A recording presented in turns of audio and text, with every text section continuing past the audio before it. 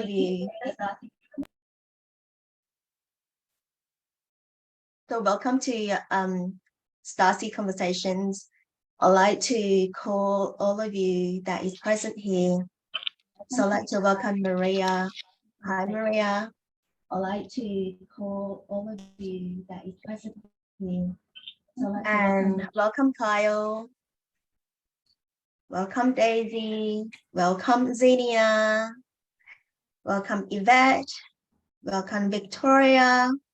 Welcome Claudia. Welcome Nick. And welcome Antoinette. So this is our very, very first and also very new Starseed Conversation, we call it. And this gathering or conversation gathering is the partnership with Daisy. And I'm just so honored that he had her step up and finally that we are here, because Daisy and I, we've been sharing a lot of these conversations since February until now. And I'm just so excited, like two of us, we couldn't sleep. She's still posting a lot of things, but it's just so excited and to share what we know, our experience, the journey in here as part of conversations. It's a piece of puzzles, and all of you, and also piece of puzzle in these conversations. So I encourage all of you to participate in these conversations. So I would like to set the scene, to run as well that what is going to be in this gathering, because we have a lot, like jam-packed.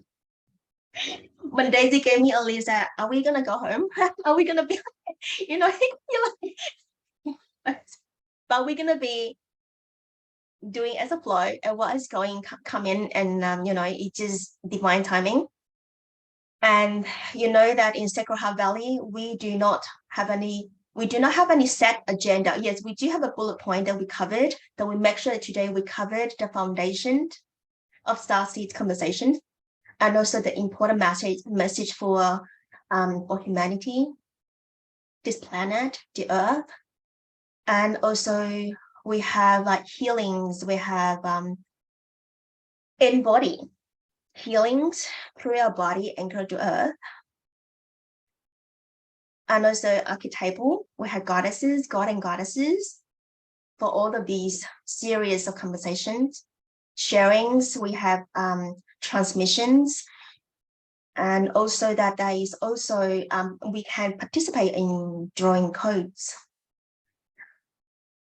So before we go ahead, I would like to invite Kyle to come in to open the circle for us and also have a protections. Handing over to you, Kyle.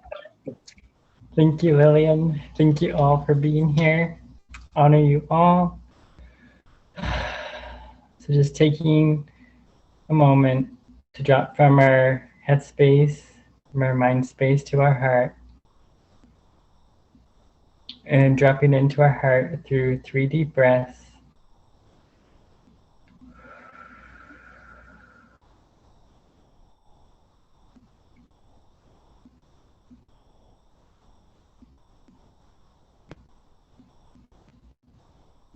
Just letting everything go from the day, and just allowing things from the day to just be released to the wind, and just seeing the day passing through like clouds, and just bringing all of our energy back here right now to center, just bringing us fully here completely as we connect with our hearts and our hearts as one. So I'm just gonna call in sacred space and surround us with this golden circle of protection with only the highest and purest frequencies. And I'm just going to use light language as well. to anchor in the highest and purest frequencies for us all. Just surrounding us in a golden circle of protection. Tina siana tisi kana kiana kia siana tisi anakia. Kusiana tia siana tisi anakia siana tisi. And surrounding it with clear quartz crystals and diamonds. Tina siana sia sia kiana kisani kana ina siana tisi ana. Kuna siana siana tisi kana siana tisi ana siana tisi kani kana ina. And just using cleansing bubbles to just wash us, cleanse us, and purify us more and more. Tisi kana siana tisi kani kana ina. Sunaki sani kana siana tiusi ana kiana ti. Suki sani kana siana tisi. And bringing in diamonds for each and every one of us to receive gifts and blessings. Tisi kana siana tisi ana siana kusi ana.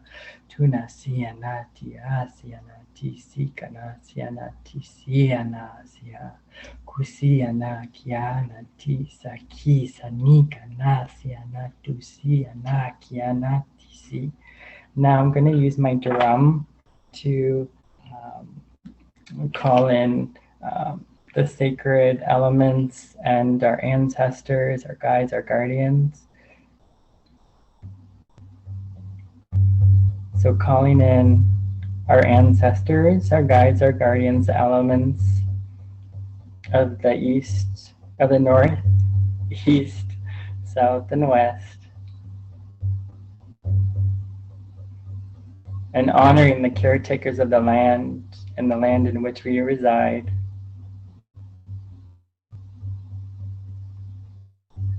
Honoring all of nature and honoring us as nature as well, as one.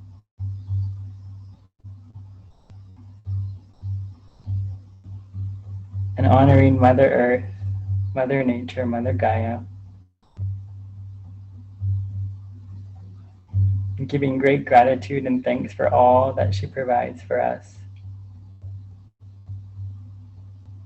Just allowing ourselves to ground deeper and deeper into her nourishing, enriching soil.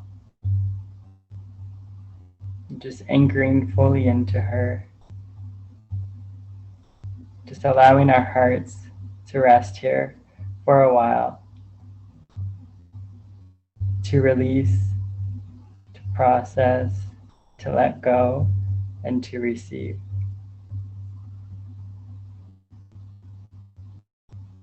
And the sacred space is now open. Thank you, thank you, thank you. Blessed be, and so it is.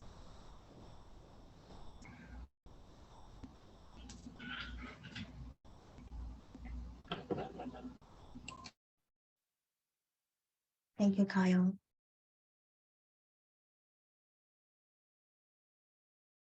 So I would like to introduce the co-host today.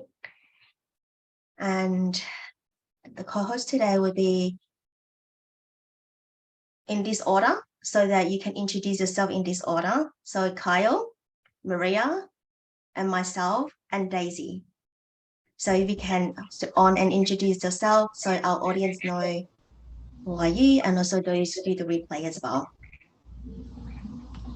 So my name is Kyle, and I'm a Sacred Heart Valley Conscious Leader. And I also hold the Gaia Heart Temple within the Sacred Heart Valley, where we do ceremonies, rituals, honorings, and celebration. And I'm also a Sacred Heart Valley creative designer. I'm part of the management team. I'm a GOTC initiate, trained with Jenn George. She's an incredible soul family, soul sister. And I also, everything that I do, I honor Mother Earth, Mother Nature, Mother Gaia, and I lead women's hearts back to nature for healing, nourishment, and empowerment. And now I'm just deep diving into the goddesses for healing on all levels. And it's been such a profound journey already. Just honoring you all, goddesses here. And it's just an honor to be in this sacred space. And we're all like gods and goddesses, and just honoring our hearts fully and completely, and just returning back to our heart and that remembrance, and just carrying that remembrance forward in every area and every day of our life. So, thank you. Thank you, Kyle, for what you do on Earth and serve the humanity. And next we have Maria. Hi, my name is Maria Chaudhry. And I was invited into this conversation to share a Qi Gong form with you called the bear form. Because the bear form is the embodiment of Mother Earth. It helps us nourish, find the sweet things in life so that we can be rooted and stable and grounded, and so we can dream ourselves awake. So I share Qigong with people, and I come from many years of midwifery. I've been home birth midwife.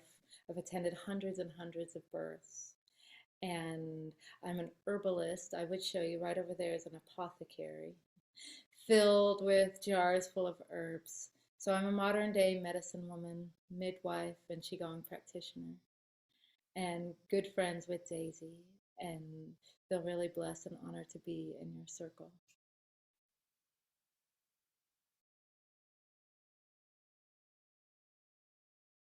Thank you, Maria. So Maria, Daisy, and I, we in the priestess temple, and we are priestesshood. So yeah, and really honored to have you here with us. Thank you. Today. I feel honored and blessed to be here. And this co-creation that we're about to create is something that's completely new. It's emerging from us. It's exciting. It's exciting to be present and to be a part of it. Yes. Thank you. So my name is Lillian, and I am a creatrix for the Sacred Heart Valley. I'm also the guardian of the code initiates. I'm here to serve humanity and Earth, and also holding space for men and women, God and goddesses. In many spaces, there's no time and space. So my intention is to be our leaders, to be out for people to step up for what they're doing and holding that space to see them flourish. So that is what I do. But I do have many titles. So priestess, the womb healer. There are actually many, but you will get to know me by connecting heart to heart with me. And that would be like once a month in the Sacred Heart Valley. And also that I produce, there will be a workshop coming up. There will be a circle and a gathering as well. And what I'm doing profoundly is my musical code. So when there's a music coming on, so my hand will start doing, because I could see many codes, so I'm sending code out to the collective. And sometimes that is the code that wanted to be with you, I would just send it over to you. But obviously it's very subtle. You might feel, sense, or see. But if you don't have it, that is also fine. It is in your energetic. So I draw lots of codes from the source energy. I'll bring it down on my paper, which is I have a lot of book on my left and right. And I have many colorful pens as well, drawings. But that is something that I really profoundly doing, and I have been doing it for since last month. So I just forwarded about 35 codes to Jenn George, my mentor.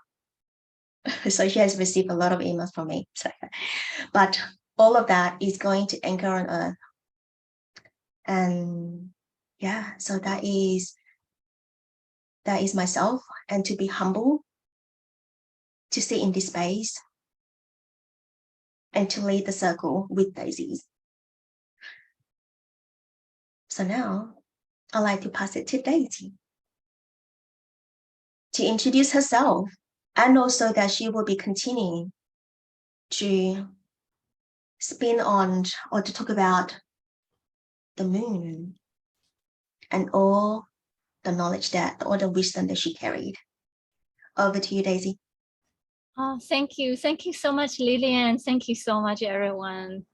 It's truly an honor and blessing to have all of us gather here and we share our learning journey together. So I met Maria and Lillian, I think about the same time through our own priestess present lineage. And that's when I started connected with the inner wisdom, lineage, how we connect with our own body. And so this been truly a joy, and to feel that we can finally connect with our dots, like what we learned from the Starseed Origin, and connect with the lineage and truly embody this light code and within our body and share this wisdom, and we all discover it together, because each one of us, we all from our own unique lineage and our own starseed origin. And when we come together, we can just connect and resonate, just like ripple, and we share this joy and this passion together. And I remember back in February 2022 this year, that's when I got initiated and I started creating my system, like this Kathara Grid system, and I shared with Lillian, and Lillian said, Daisy, you need to start a community. And he told me, you're gonna name it, we're gonna name it Embodied Starseed, because we want to anchor this light, we want to fully embody it. And so that's how we just kick off, start there. And actually it's so interesting.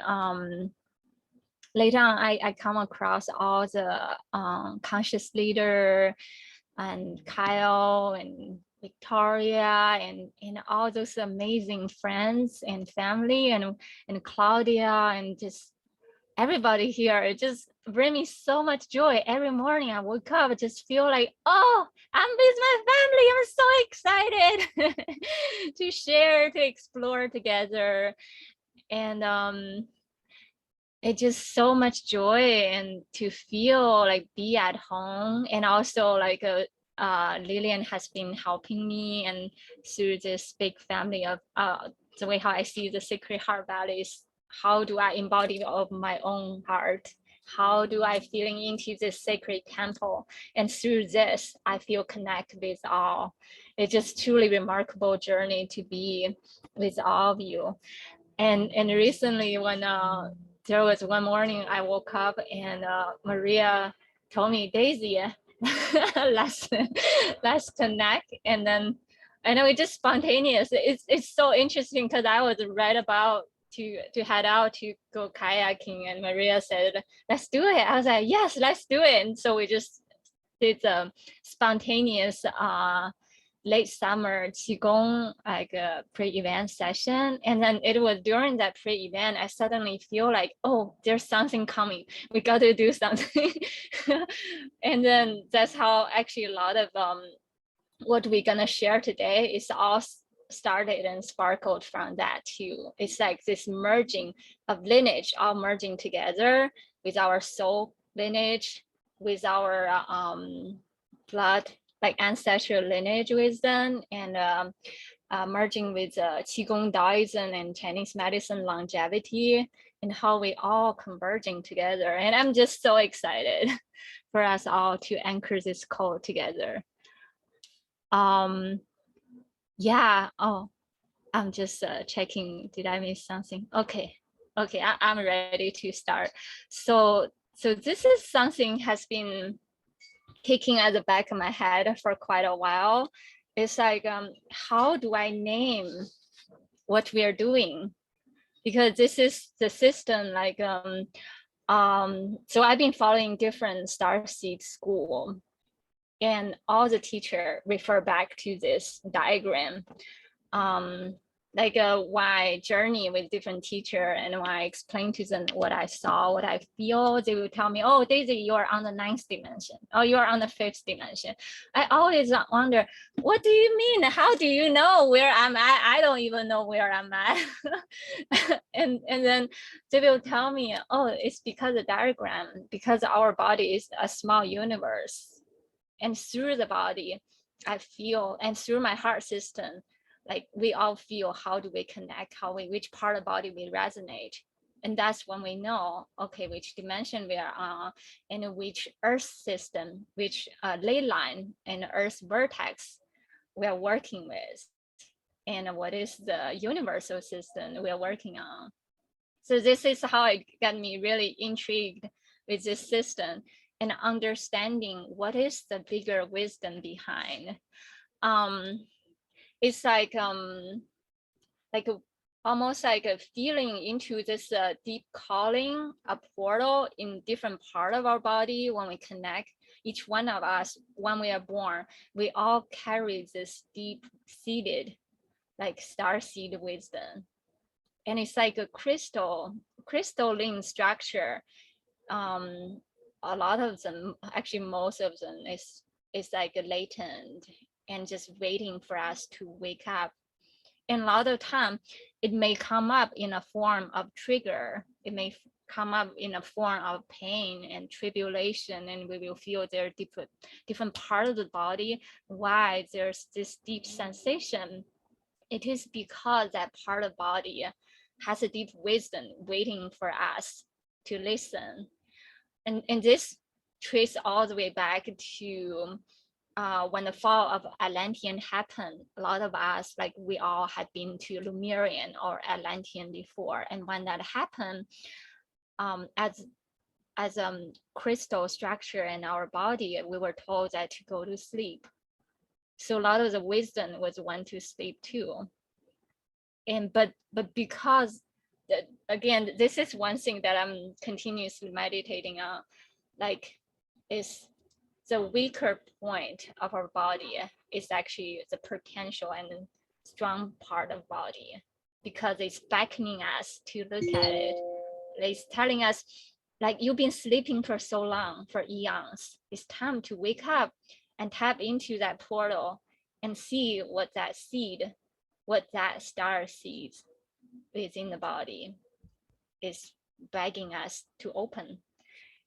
And that's why when we come together, we can share this deep resonance and what kind of color, what taste, what flavor, and what vibration and sound tone it may come up.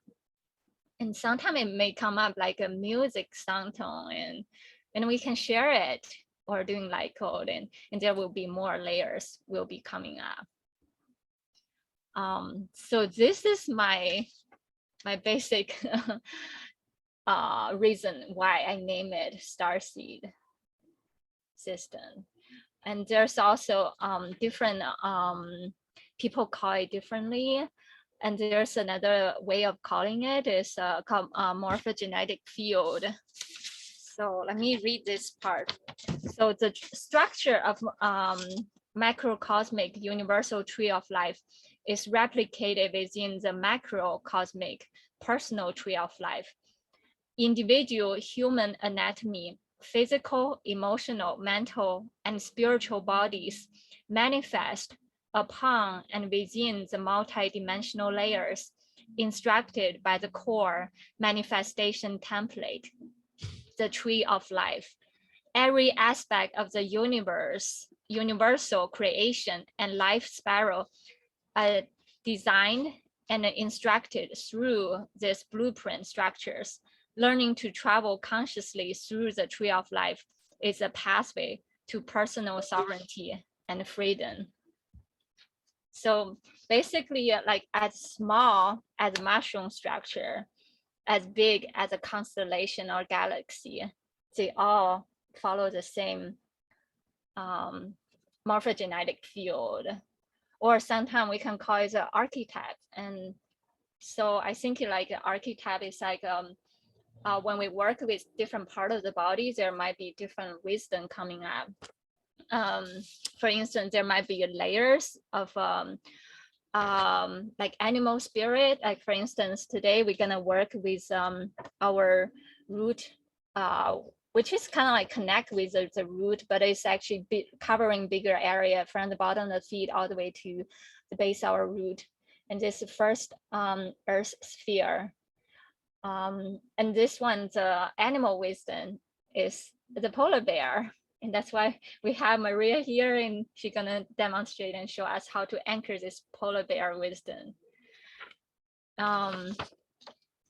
Yeah, I can share that. It's actually already, I think I shared that in Facebook group, but I'll share that soft copy later too. So the first, let me pull up, actually, if you guys are on the Facebook too, I think I can pull up that too, and you guys can, if I talk a certain part, and if you wanna go back and review, and you can also check, I put a kind of like very complete notes related to this. Give me 1 second to pull up, and can see it. 1 second.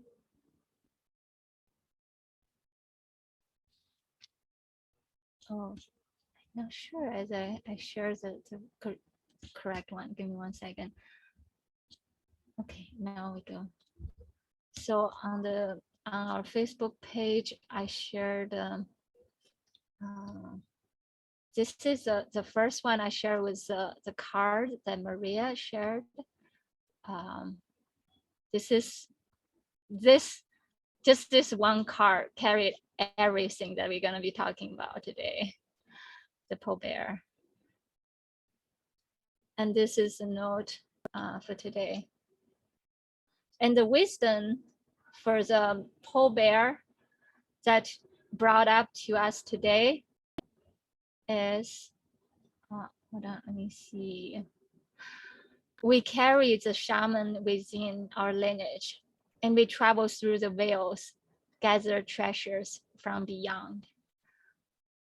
And the astrology symbol we're gonna be connect with today is the new moon Virgo, and this is the 6th house mutable earth sign. And the archetype of Virgo, its message is search for meaningful service.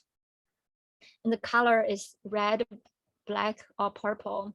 And the earth vertex is highly south pole, which is perfect because we're gonna be connect with the pole bear and journey to there. And there's also deep Atlantean wisdom, all connected to there. The inner Earth Q side is island of Cyprus, and the planet is Mercury, which is the messenger in the technology. The universal system is at Orion Theta. Chinese zodiac is a rooster, and Chinese medicine is the kidney and the spleen.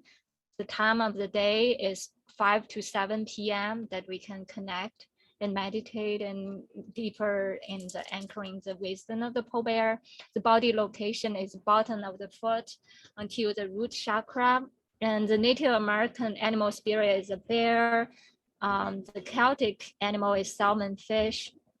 The essential oil is sandalwood. I have more detailed note if we don't have time to cover them all, and you guys can take a look at the note later. The flower essence is the date palm tree, which is traced all the way back to the origin of the five-pointed star, which is also linked to the card of the star. And that can help us to travel and journey all the way back to Atlantean and Lake Titicaca. The crystal is sodalite, which is kind of like deep journeying stone to help us connect with our shamanic wisdom and carry a lot of initiation energy. The sound tone is 64 hertz and is the sound of our own. And then later on, we'll cover the mantra, the mudra, and the yandra. And the Celtic room is Ehwaz, which is the yew tree, and another name is the world tree, which is gonna link to the axis of heaven and the inner earth. There's a expression called axis mundi and anima mundi. Adam Catman is all related to this wisdom. How do we connect it to the world tree? And why do we connect with the world tree? And what is the relationship between the world tree and the medical symbol? Like there's the wand and the double helix snake. Why it is that? Where's the origin of that? And the goddess today we're going to be covered mainly is goddess of compassion. And I listed all those god and goddesses. The reason is because they have similarity, either connect with the wisdom of the snake, the winged snake, or they carry the wand that have the winged snake on it. Like Ixchel has, like Ixchel, the medicine woman, which is the moon goddess also, like she has a snake. It's representation of the initiation and kundalini, and also the deeper wisdom of the earth wisdom, where is initiated from the earthly realm. And Shiva, he also have that the wand with the snake, and also has a moon symbol. And Psyche, I put it here also because it related to this journey that we're gonna be initiated today. Psyche is the first human woman, human who through the deep tribulation and her own initiative journey, and eventually become the first human actually admitted to the God realm, which is represent our own inner soul evolution through our own dedicated spiritual journey and levels of awakening, how we can, I call it path to ascension. Basically, it's like our psyche, like our soul. How do we connect? How do we ascend? And Aries, she's the messenger for the Greek mythology, Zeus, which is the god of the sun, and Hera, so it's divine masculine, divine feminine. So she's a messenger for both. And she also carries a wand that has double snake wrap around, and she also is the one that deliver all the rainbow energy and the messenger. She's actually very similar as Hermes, and they both kind of like the messenger. The only difference is Aries is a few thousand years before Hermes was shown up. I kind of like put them there because it's showing them that through different time and different culture difference, but there's the main similarity kept it, in which is the double helix with the snakes wrapping around the cosmic axis. And Gula is the goddess of the ocean and the healing of the land. She's the one that bringing the healing for the world tree. She's kind of like, you also see a lot of the goddess energy. They bring in the water technology and bringing the healing of the land, which is also the Atlantean oceanic energy, which we're going to be working with. And also through our own internal Kundalini connection with world tree. So this is covered the basics that we're going to be talking about, that I'm going to be talking about. Here, let me read this part. Virgo is called the womb of time, in which the seeds of great value are planted, shielded, nourished, and revealed. It is the labor of Virgo that brings the Christ principle into manifestation within individuals and humanity. This unification occurs when we feel the power within us to serve. When we serve, we give birth to divinity. Virgo time is when we all have a chance to raise the standards of excellence in our lives and on the earth. The Virgo intelligence stores and maintains light in a precise manner. Attention to detail is Virgo's great gift to life. So this Virgo energy, right now we experience, it highlight this attention to details, but it's also like fine-tuning. How can Virgo be better servicing and this collective consciousness through this huge portal of collective cosmic healing wave that's coming through? So the reason I say is collective, like cosmic, is because right now Virgo is transitioning the galactic center at Atlantis, and also conjuncting with the super galactic center at asteroid Psyche, like earlier I mentioned the Psyche, and also super galactic center with Mercury, which is a ruler of Virgo. That's why, so we can feel this big pull of energy pulling us to connect with this cosmic womb. So we can think about the Virgo is the opposite sign of Pisces. So it's like there's always this pulling sensation of this. Pisces has this opening up, this immense, like cosmic awareness and spiritual, like journeying and connecting with the universe. And the Virgo is helping facilitating this mutable sign. It's like a fine-tuning, how can it pulling it and fine-tuning and anchoring through our physical experience, through our servicing, and to anchor this cosmic healing wave. So what I'm feeling in deeply with this Virgo sign is our calling in deep healing of our womb healing, which is what we call it in our priestess initiation journeys, called the womb to womb to womb. When we connect with our own womb, we connect with the earth womb, we connect with the cosmic womb. So I have few things that I want to share. Let me see whether I can share this PowerPoint. Not PowerPoint, the picture. So this is a concept that I'm slowly learning, is that our women, our womb has 9 layers. So is the inner earth has 9 layers. And when we connect with the inner earth, when we connect with ourselves, when we heal ourselves, connect with the inner child and healing, and we connect with the inner earth healing, we connect with the healing of the whole immense of the bigger universe. Let me show you guys this picture too, if I can pull it up.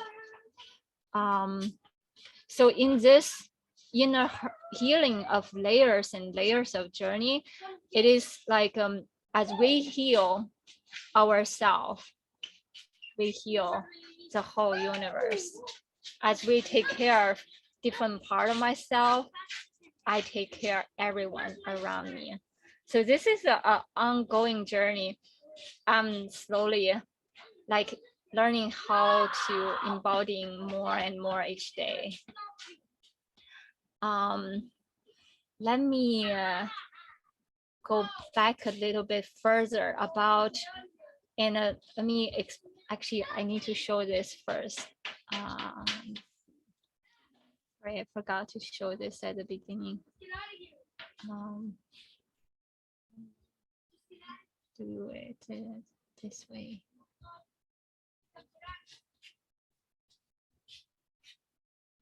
Oh, did I show the wrong? Okay, I can talk about this one first. So this is showing. Let me what we're gonna be journeying, like every other week, we will be start like journeying, connecting with different part of our body, connect with the seasonal change. And this is kind of like basically showing the cardinal direction, like how we divided a year into four segment, 4 pole, which is the north, the south, and the west and the east, which is the summer solstice, winter solstice, the spring equinox, and the autumn equinox. So this is the basic way how we kind of like inherited since ancient time, ancient Egyptian, how they kind of like build the pyramid is also based on the cardinal direction and building, and also our solar calendar was developed that way. And the same way with astrology, how we divided the time is basically first we decide which pole we're gonna be align, and that's how we develop our whole solar calendars based on this the cycle of the sun, how we journey throughout the year. And here it's showing the this is how we understand, how we anchor, how we ground, connect with our inner universe is by connect with the North Pole. So in traditional sense, like when we go through different period of time, like a human civilization, in period time we worship the lunar, and there's the earlier we worship the solar, and then even before that there's much earlier time, like we worship the pole, which is a North Star. And this go back to the very concept of what is the true North Star. What we actually understanding of North Star now is actually not the same North Star as back then. Back then, the North Star is called a Subang. Subang is actually in between these two pole. So we have the bigger Dipper, which like the polar mama bear, and this is small pole, this smaller pole bear, which is what we call it a small Dipper, and that's the one connect with what we call the North Star, and it spins. But in the ancient time, Egyptian time, which is about 4,000 years ago, for 4,500 to 2,000 years ago, is the true North Pole is actually in between these two constellations, which bring back to the question. And in that sense, so how do we understand, and maybe back then it's not called the pole bear, and that's what we go back, digging back to all the old diagram, we realize that's very true. And the small pole bear, actually we are seeing that's the wing of the Draco's constellation, which is a winged snake that surrounding the pole. Because back then the pole is not like right now, our Earth is tilted. The axle is tilted about sometimes 22 or sometimes 23 degrees, but back then it's not, it's more aligned with cosmic axle line. And why we stress about the cosmic axle line, because that is the cosmic soul. Just like when we come on Earth, each reincarnation, what is the propulsion of guiding us through our soul evolution? It is a very intention, our soul evolution. In the same way with the whole universe evolution, there's one focal point that's fixed and it's not moving, and that is the essence, the soul of the whole universe. So as we come on Earth, we have the contract with different people and soul family. We have the collective contract. The same way when we come on Earth, we have the contract with the Earth. In the same way with the contract with different constellation. So sometimes we can meditate and ask, what is our contract with Earth? What is our contract with the cosmic soul? And that's the very reason that why I dig so deep about to finding what is the true north. And because the fall of Atlantean, the event happened that made the Earth's neck tilted. And so we are off the center. And that's why like throughout our whole life, we're trying to find how can we find our soul way back home. Maybe it's way beyond this earthly realm. And but our soul remembers, and we constantly, like through meditation, through different soulful practice, we remember and we naturally realign. We know what is not aligned with our soul calling, and we connect with that cosmic center. So this is what we're showing here, and this is like earlier I mentioned about the Virgo. So this is a Virgo sign here. The Virgo is transiting with the galactic center at Atlantean.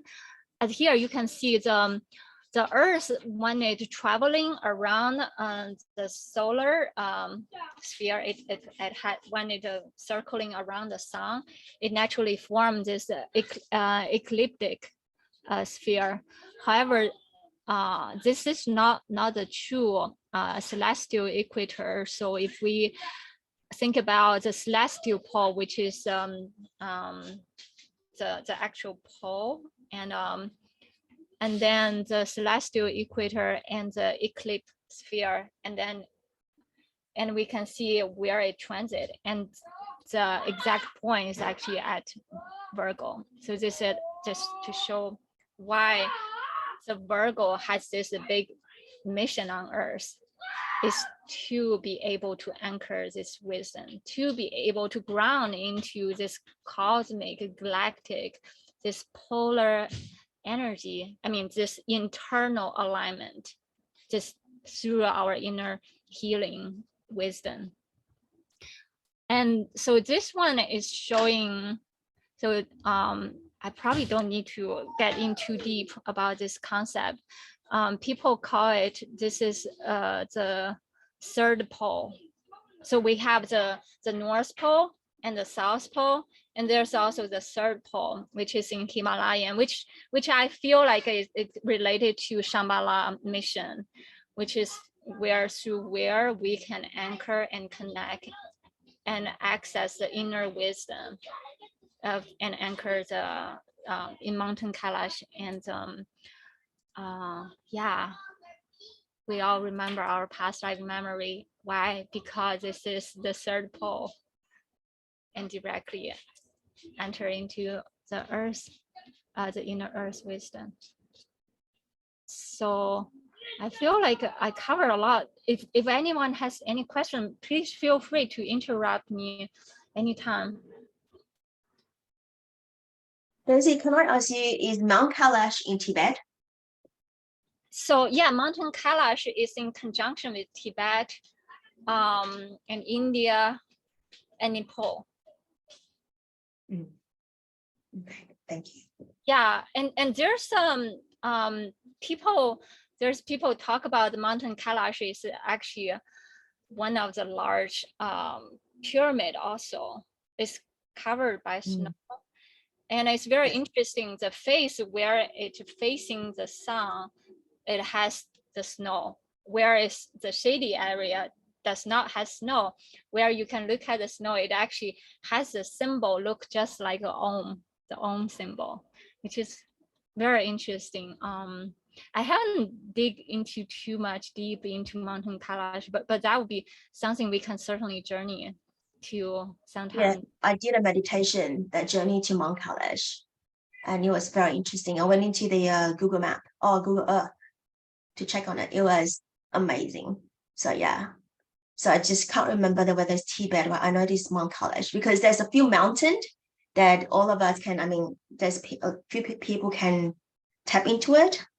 Yes, it's the Isis temple. That was when I was doing the Isis temple and said there's a new temple. Well, I don't know the teaching, but I know that when we're talking about the mountain, Mount Kailash is the one that attracted me. So yeah. Yeah, So I know many of us, we have many past lifetimes there too. Which, oh, there's so much deep wisdom. We can tap into Mountain Kailash, and I know there's the under tunnel that we can come up with a lot more wisdom that we can download through there. Yeah, the inner earth healing. I think we already been doing that together collectively. Yeah, so I have a few more points that I want to touch base on. So let me see whether I'm able to show you guys this diagram, because I feel like I forgot to share with you guys this.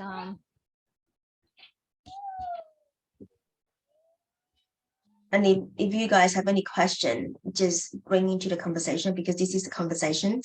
So yeah, just ask question as I just asked. So yeah. Yeah, I was like on this deep rabbit hole journey. It was very interesting. Share with you guys. So first, I covered this earlier. Like, so this is the North, the ancient North Pole star is called Suban, and so this is kind of like the pole where we will be considered as a cosmic axis line, and which is also we anchor the world tree. And then imagine the Big Dipper and the Little Dipper is the two dragons wrapping around. Yeah. Let me share another one also.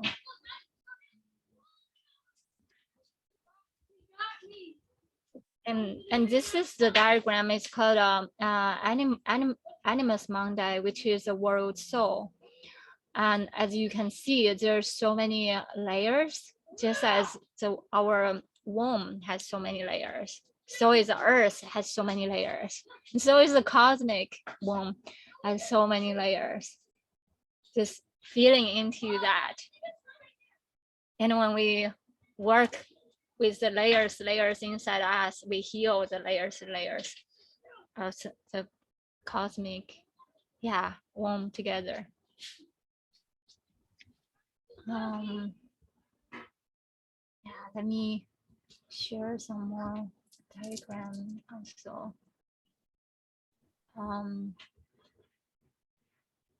Feel like maybe I can touch a little bit about this also. But I showed you guys the other diagram, but I haven't shared with this one yet. So I mentioned earlier the sphere 1 is the one that we're going to be talking about today, but we'll also be covering 1, 2, 3 also. So 1, 2, 3, 4. So 1 is from the bottom feet all the way to the root, and number 2 is all the way at our sacral chakra, and 3 is our right hip, and 4 is the left hip. So 1, 2, 3 is called harmonic universe 1.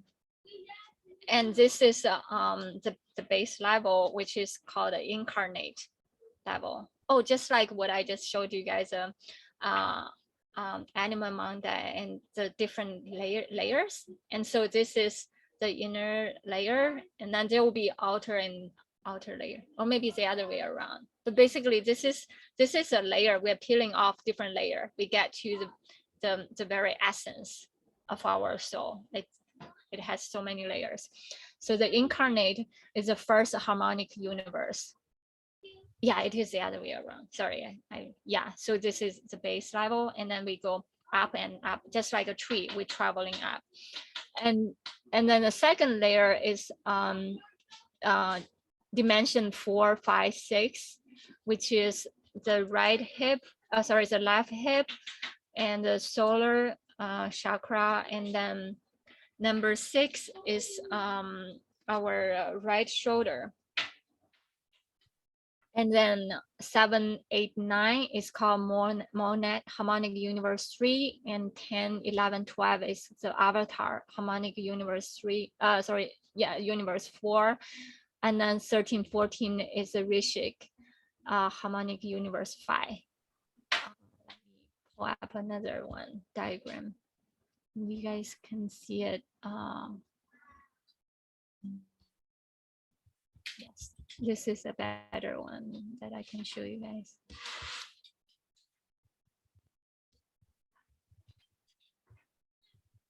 Yeah, so 1, 2, 3 is a physical, the 3D physical dimension, and 4, 5, 6 is semi-physical, and 7, 8, 9 is etheric dimension, density 3, and 10, 11, 12 pre-matter dimension, density 4.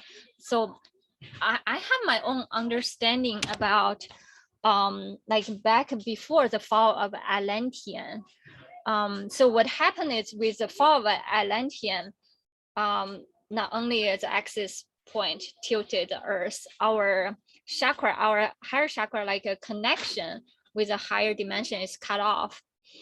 So most people were not easily to access those higher dimension, and not only the higher dimension, and also higher chakra is not easy access. Like back then, Lemurian Atlantean time, it's very easy for people back then to connect with the source, with the angelic realm, with unicorn and dragons. But now with the fall of Atlantean, the connection, there are certain sphere is actually inversed. So it's not as easy to connect as before. So our work is to learn how to travel through our internal universe and connecting with our soul remembrance, and we can retrieve back of our ancient knowledge and ancient healing techniques.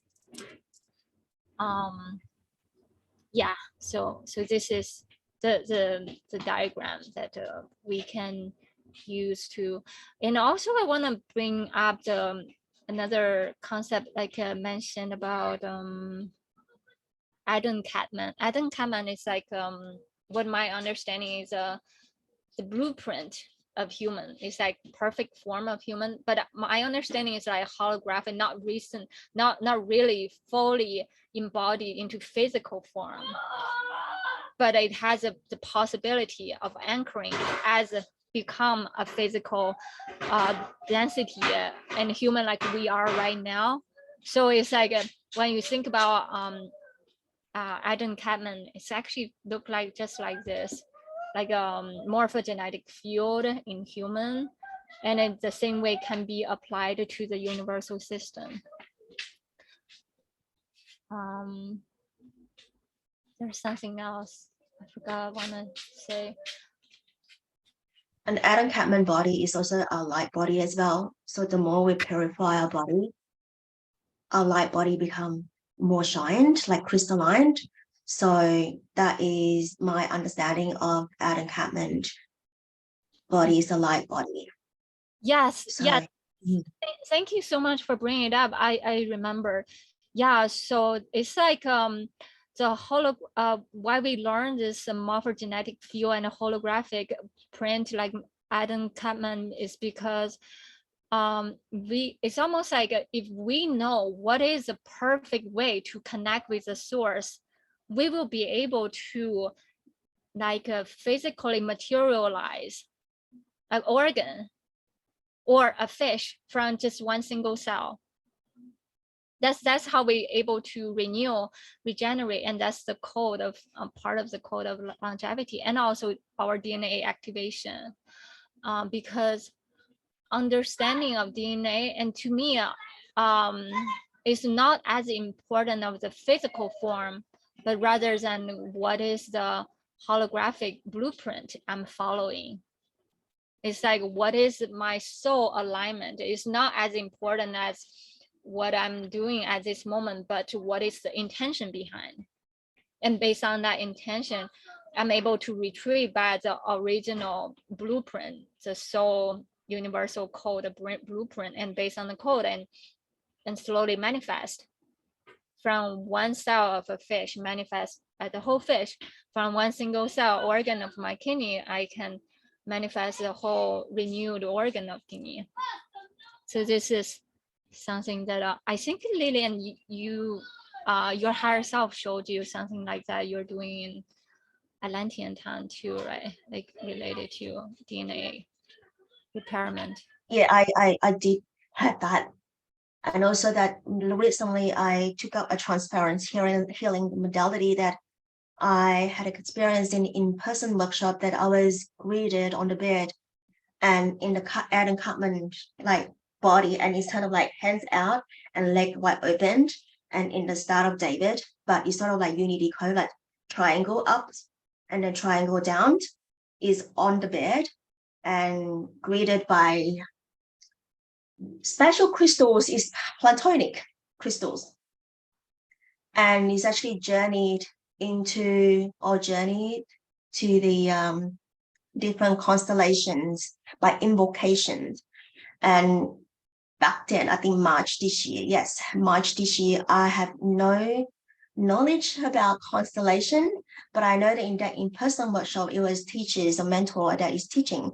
And I remember at the time that I was greeted by a lady, which is only two of us, and I was open up my arm and my leg open up, greeted all around me, and then I felt that my body really, like the soul, whether the soul body, but I know that it's really lifted.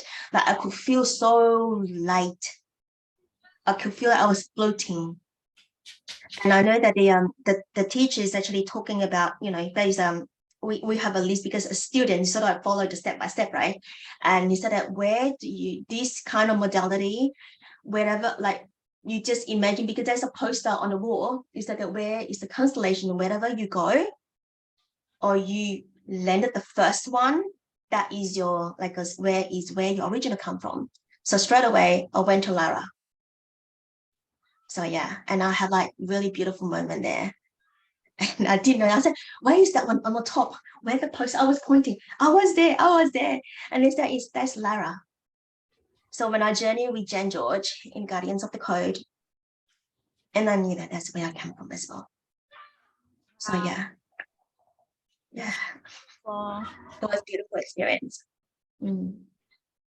So I fell into the light body. Basically, that is my, I wanted to share. It's really light and is really like cold but subtle, but you float, and then you just go. So yeah. You remember? And then you come back. Sorry. Do you remember any color or Color of? Yeah, your light body or? It's white, but it's very transparent. But I know that my teacher said that when they start greeting me, she said that there's already being in the room, and she telepathy asked them that what they're doing here, and they said that they're bringing the goddess home. So that was, yeah. And then I know the lady that greeted me, right at the end, she actually kneeled down in front of me, and she was crying. And I got really, I got a shock, and I was like, why are you crying? And then she said that it's so heart opening to be able to do the work. And she also experienced that being took or actually celebrate the goddess home.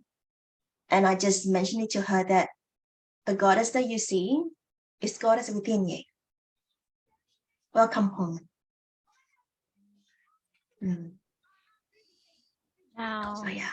That's so beautiful. I just as you're talking, it kind of like reminded me of this quote I want to share with you guys. And I got this I received from Akasha a while ago. Okay, see it? So like to me, this is kind of like it's a blueprint how we manifest in the structure. And just vibration, just carry on, and like manifest from the holographic blueprint and manifest through dimension and through time and space, vibrational wise. There's a few other code I can show you guys. From this womb. What that code? Can you scroll down or scroll up? This one? This template look like Christina's template. Oh, it does. Yeah. Yeah, we're going to show you all the codes at the end of it, so we're going to have fun with that. But that's why now it's not show and tell. Yeah. And this has which is what I shared earlier, what our basic cardinal line of the 4 poles.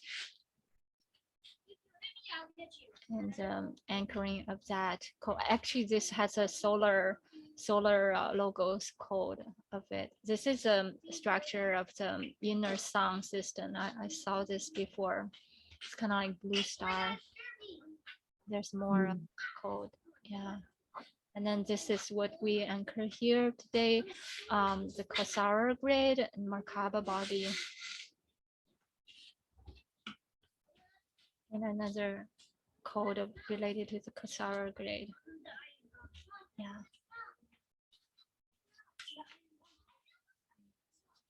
Oh, this is kind of like related to the labyrinth work. So this is another legend about the dragon, the winged snake or the dragon. Their function is to guarding that world tree, which is the tree of medicine, the tree of wisdom, and also guarding of the labyrinth within the womb of the inner earth. So this is kind of like the code of the inner earth.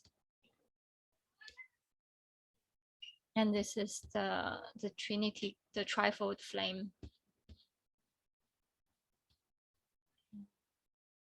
And different dimensional color.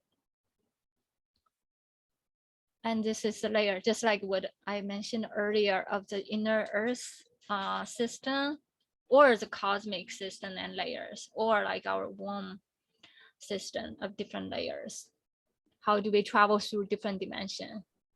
Like this is harmonic universe 3. Okay, this is 1, 2, 3, 4, 5, and how we travel and layers and different dimensions. And how do we tap into different part of body? And then we know, okay, we are traveling in that layer at the moment. And this is the basic template that I showed you guys earlier and how it correlate with different parts of the body. And this is another system, the hara. Oh, the way how I understanding the hara is very similar as the Chinese medicine and the Qi Gong practice, the lower dantian. So there's we call it triple flame. Yeah, we call it triple flame too. Yeah, so it's the 3 dantian, the lower, the middle, and the upper dantian. And Maria can show us some mythology and practice related to that later too. And this is another system. How do we work with our template and work with the Earth template and anchor the both core together? And this is another diagram to show that layers. Yeah. And another diagram. And this is what I mentioned earlier for the harmonic universe. 1, 2, 3, 4. 1, 2, 3. Yeah.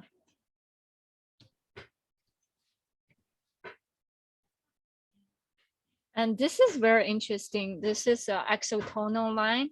So basically what it does is to tell us that not only within our body we can locate which dimension we're working on, and also within each finger, how we can correlate with dimensions. Like when you put a ring on certain finger, and that's if you feel called to connect with that because you're working with that system, and we can setting up intention to connect with this too. Yeah. it's very interesting. I was having a dialogue with Venus yesterday, and she was actually just explaining this to me, and how we feel called with different ring and finger, and how it actually, how this channel, just like Chinese meridian channel, how it travel into our body too. Yeah, so much wisdom. Daisy, Victoria and Xenia asked whether you can share this later on. Yeah, I can share with, do you want me to share in the Seraphim group? I can do Oh, that. no, just share it in the Embodied Starseed. So all the information, the documentations, and it's going to be in Body Starseed Facebook group. So you can all receive all the information from there. And you have any question or conversation, is that group is the support group. So yeah. Okay. Sounds good. Again, like today, I just roughly like browsing through like this, and later on we will have more in-depth session, and yeah, there's so much more mystery we're gonna be unfolding together. Yeah,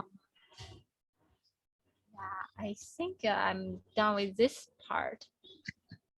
Okay. You feel complete, Daisy? There's a few more that I want to touch. Maybe I can just mention briefly, if that's okay, and then I'll yeah, and then I feel complete. So there's one concept that I mentioned earlier, about intention.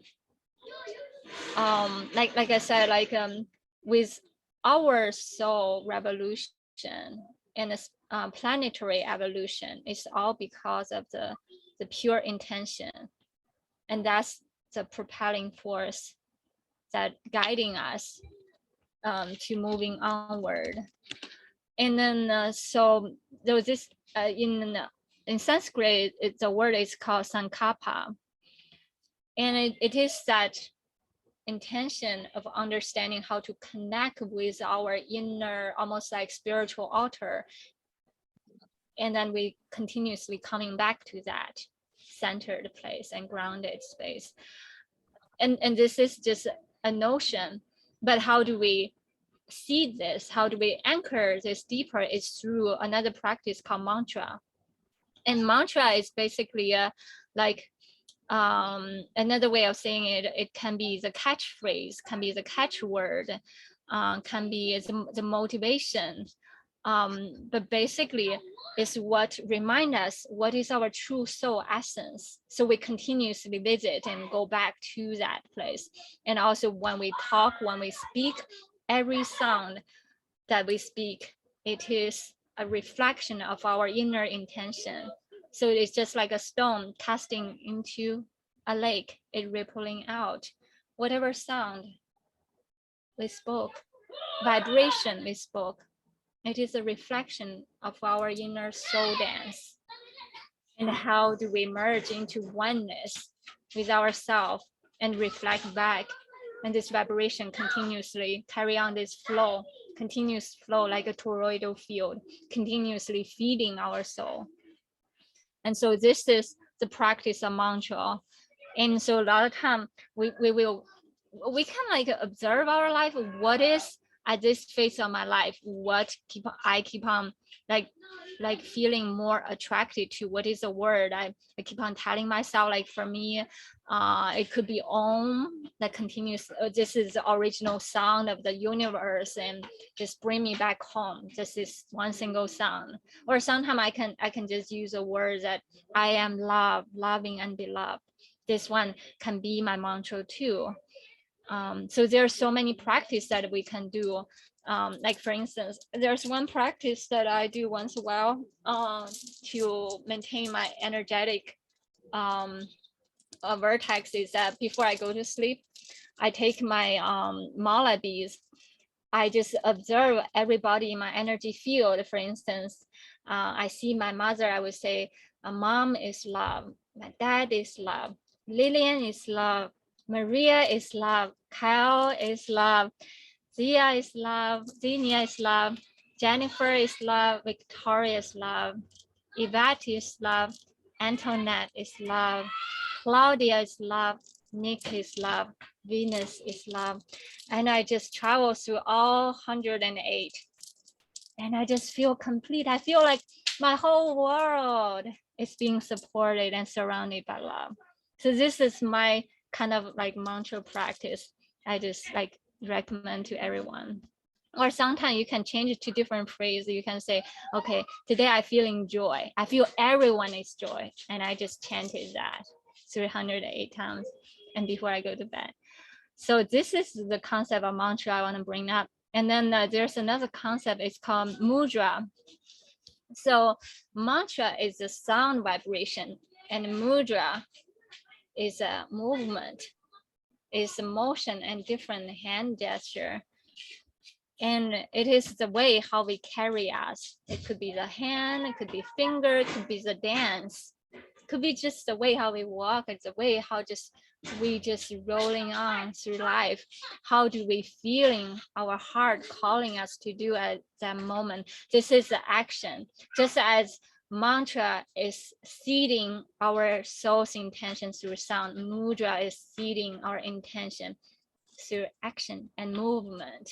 So that's why, to me, like the more I tuning into my spiritual practice, the more I understanding everything in my life is all my own way of worshiping the heart temple. And every sentient being in my life, it is my temple. So this is my understanding of mudra, and later on, Maria can also show us some mudra that we can relate to with the goddess of compassion. And the last one I want to bring up is called yantra. Yantra is kind of like a sacred symbol or geometry that we bring out. Could be like a painting. Like it could be a very simple painting, like drawing. I can show you guys, and or it could be like with more colorful paintings. So like basically the understanding of yantra is kind of correlated with the concept of Sri Yantra. Sri, it means wealth, abundance, and Yantra can be loosely translated as an instrument. It's a container. So we can feel the Sri Yantra practice is to feeling into this inner abundance code. Our soul is that fountain of wealth. It is that holy grail. We allow this continuation of flow of abundance just continuously carry on and on and on. And we are that container. We are that healing container. And then through our vibration of sound, action, and music and dance or painting, we carry this onward. We are that cosmic transmission. Yeah, so this is what I want to share. Thank you so much.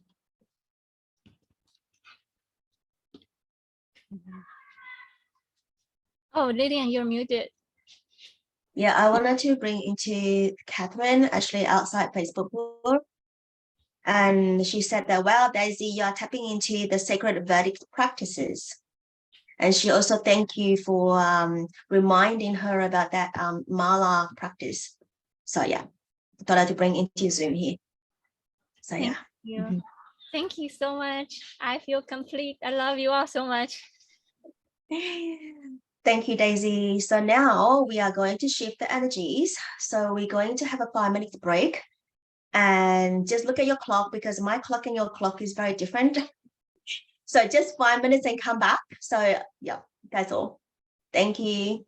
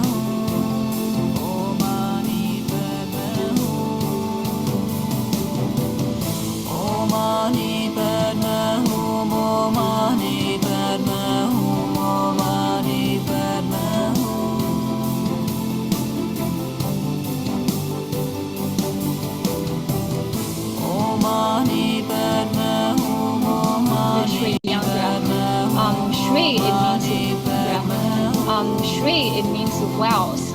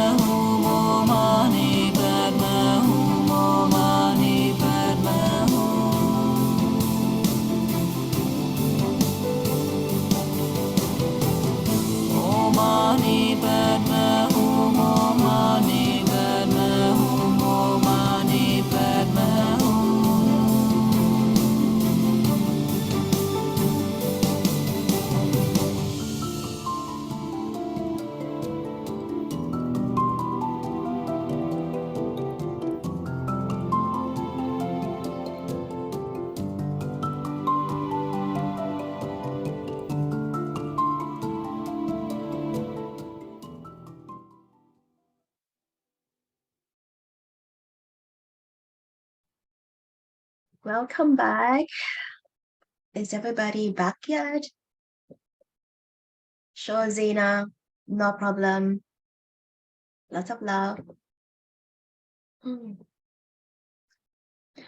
So Maria, over to you now. I'm going to have some embodiment practices. I'm looking forward. Thank you. So we're going to shift gears here. And since we're opening up the first gates that are in the 3D that are related to the earth and to the soles of our feet and into our dantians, our abdomen. I'm not going to talk that much. Let's just do the practice and let's let the practice unfold. And so I invite you, those that want to stand, to stand. If you want to stay seated, you can. The only time that it's a challenge if you're staying seated is our warm-up. It's the only kind of time that might be a little bit of a challenge, but the rest you can do seated. So listen to your body. Your body is so wise. And I'm going to find my seat, our feet, and I invite you to do the same. Okay. And so we're going to have fun. We're about to meet and embody a bear. Bears can be little or they can be massive. They can be powerful protectors. They can be silly and goofy and playful and funny and curious, right? I'm about to take you on a journey through the bear. And in my teaching, sometimes these forms, they're sophisticated and they require a lot of detail. We are going to remove the need to do this form perfectly or to have it remember the movements. We are coming into this moment to deepen our relationship with the earth and with the bear medicine.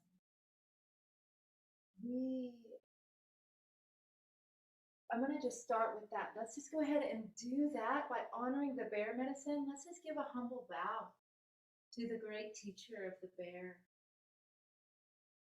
In Qi Gong, we practice animals and we embody animals because they're skillful teachers. So we're going to bow to our teacher.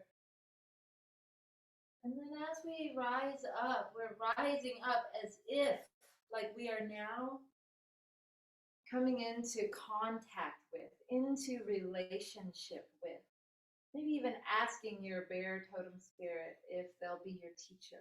Of course they will, right? And as if you can start to embody them. And see, the bears in this form, they live in a forest. So we have to imagine you have some trees around you and you're about to interact with your environment. And so let's start to warm up and we're going to interact with our environment like a bear. So we're going to warm up and we're going to, what I want you to do is feel your feet on the earth and push off the earth. And as you push off the earth, the energy rises up through your feet, up through your legs, up through your pelvis, up through your spine, and your top of your head lifts up to the North Pole, to Ursa Major, to the big bear and the little bear. And as you push off the earth, this energy, this earth energy rises through your body and it just wants to express itself through your arms.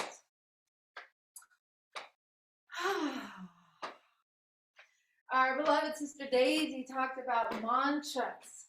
One of the greatest mantras, the bear has a mantra and it's whoo, like you're having a dandelion and you're going to blow it off like whoo. So as you're twisting, you can make the sound and you can breathe off any tension and any stress. And now we're going to start to shift even more bear-like. And now shift your weight to one side and come up onto your toe. And it's really important that you gradually gain momentum to look over your shoulder because the bear energy in this form requires a lot of twisting from our core. So shifting your weight, coming up on your toe, shifting your weight, turning and looking behind you, opening your core. Daisy mentioned when we heal our wombs, we heal the womb of the earth and the womb of the cosmos. So when we heal our core, the core of the earth, the core of the cosmos, the bear is all about your core, your gut, the center of your body. Okay, we can start to slow this movement down and bring both feet flat onto the floor. And really now I want you to bring your awareness to knocking on your belly. I'm going to pull my hands forward and knock directly on your belly. Knock on your belly. This is your lower dantian. This is your place of physical power. This is your bio battery. This is your most creative place, the place of center, of balance, of groundedness. So feel your body and kind of give it a good knock. Like feel yourself inside your body. Whew, good. This is really good because we're warming up our body. So that means we're activating Qi and we're cleansing and clearing until we're creating space. And we're bringing awareness to our center. Okay, now we can start to let this slow down. but to slow down.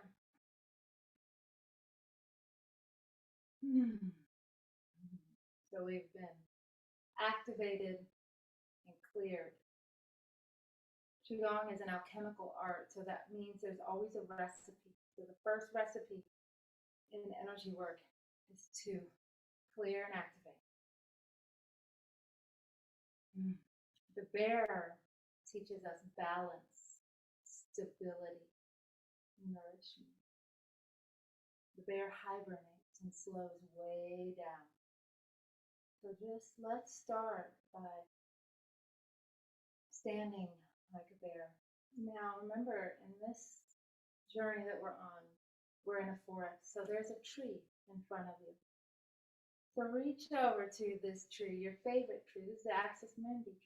You're going to hold this tree, hug this tree. Like the tree, like the Axis Mundi, whose roots run deep. At the soles of your feet, your roots also run deep into the earth.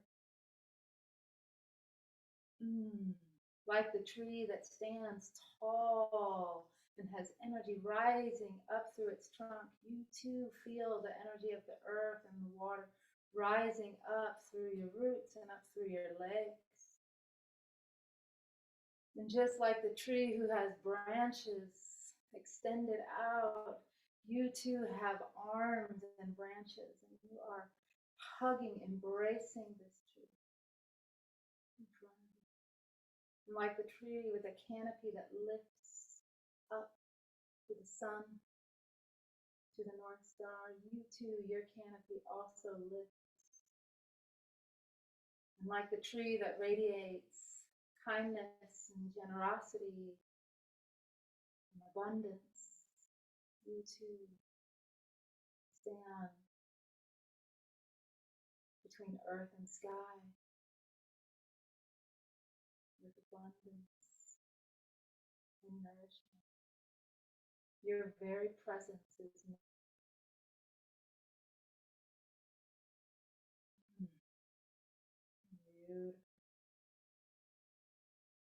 Now, I normally don't teach an entire form in such a short amount of time, but I'm going to do it tonight.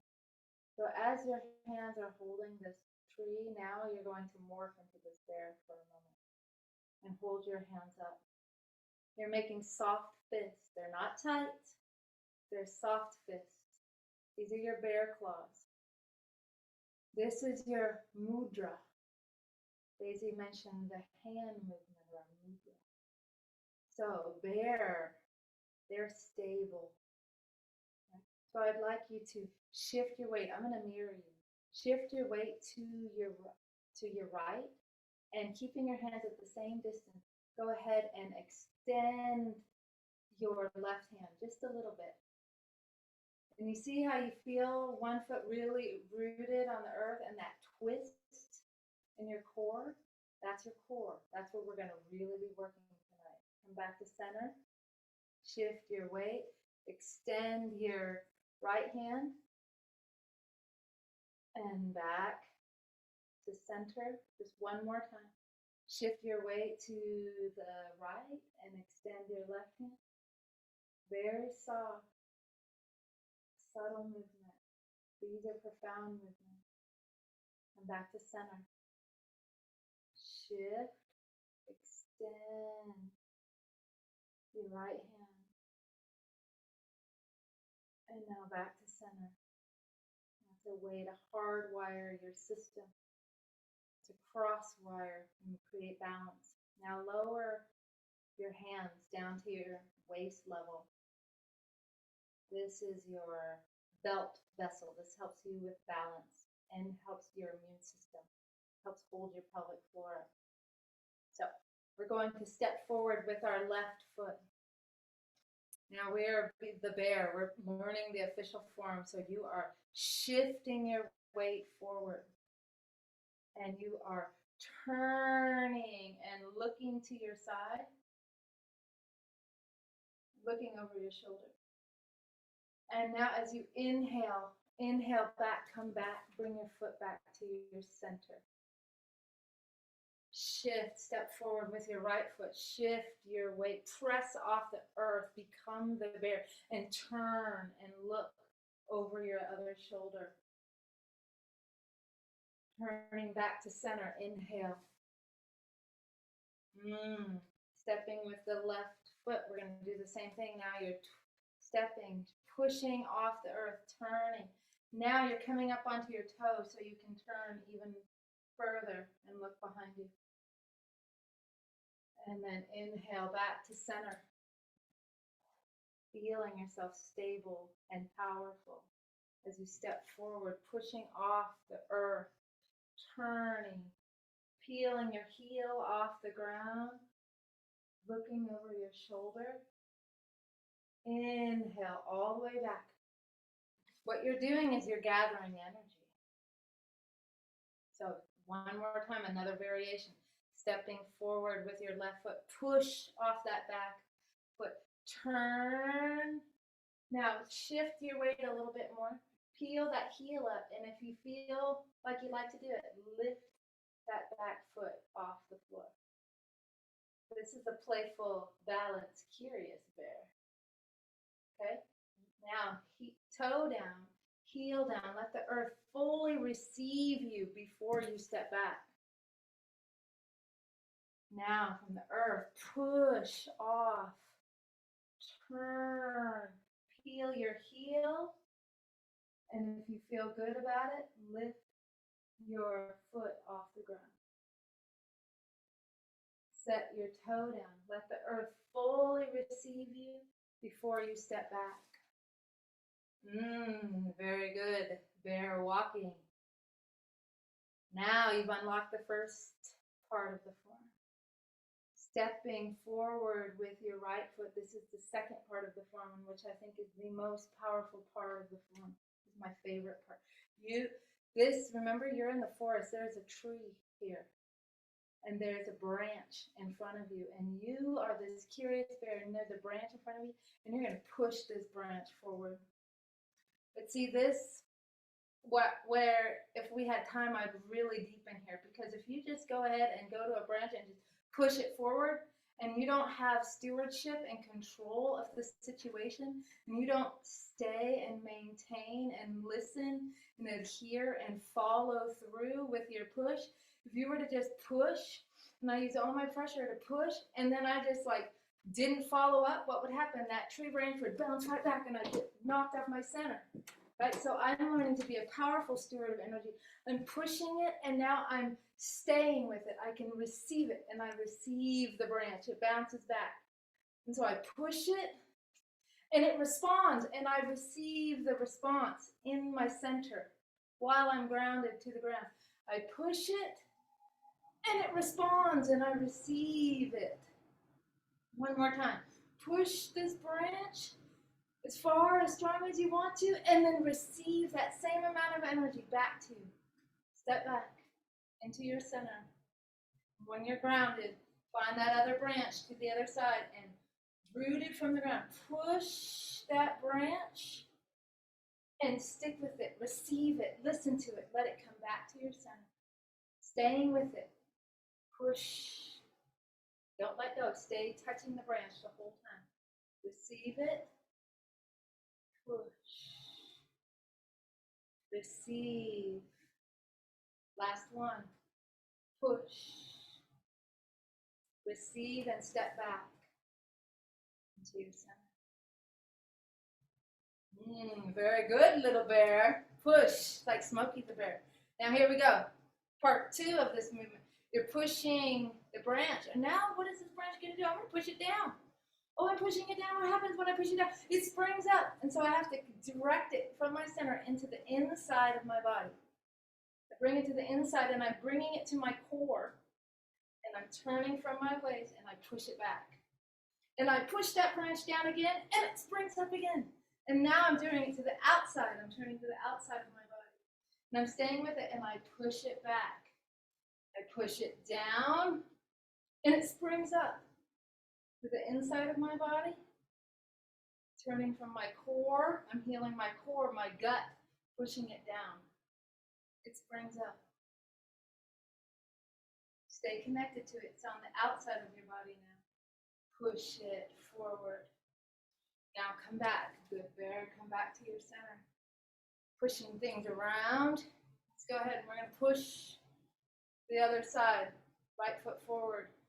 Push this branch down with all your weight, like you were using your force, pushing it down to the ground, and then it springs up to your inside.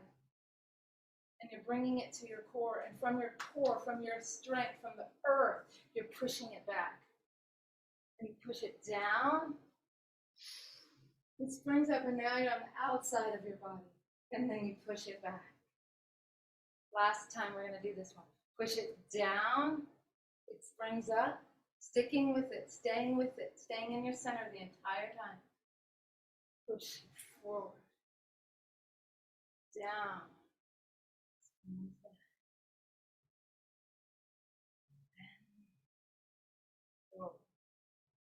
Go ahead and step back. Woo! That's when you really get into this form, you're really working your abdomen. We're working with our spleen and our stomach and our core and our dantian and our lower abdominal organs. This is all about gut health.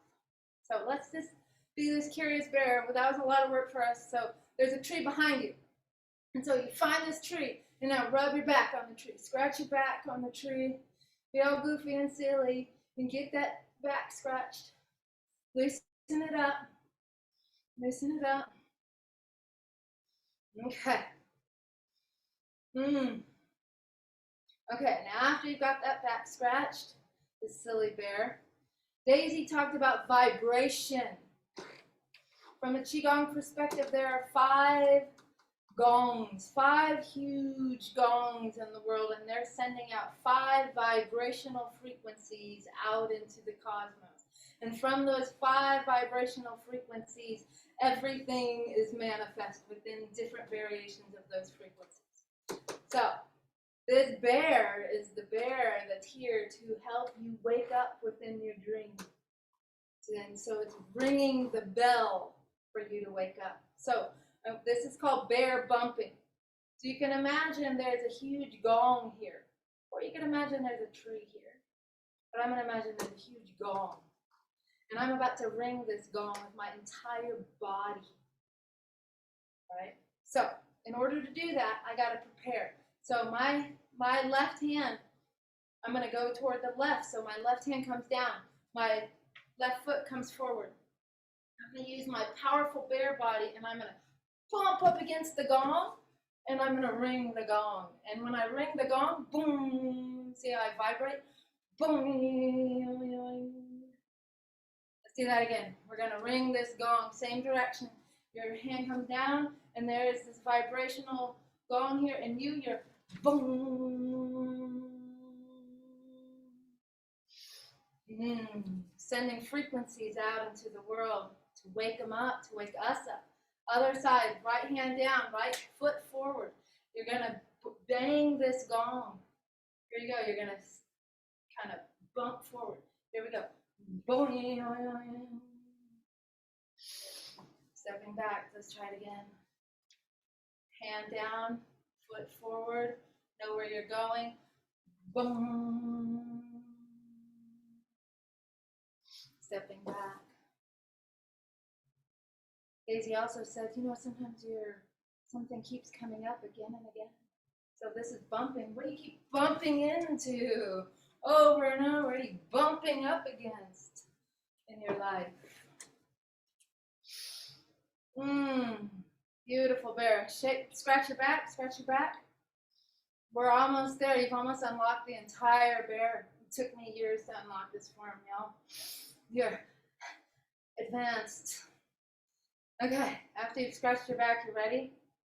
Stepping forward with the right. This is bear stretches. So these bears, they love getting stuff up in a tree. So what you're going to do is you don't need to have tight paws anymore. Your paws are a little loose. But you're going to step forward with your left foot like how we did. Shift your weight forward and turn your waist. And as you turn your waist, now right here, you inhale. And as you inhale, you're drawing this earth energy up, all the way up, all the way up, all the way up. And then you twist at your waist. You're kind of really feeling this when you're twisting at your waist. And then from here, you undulate.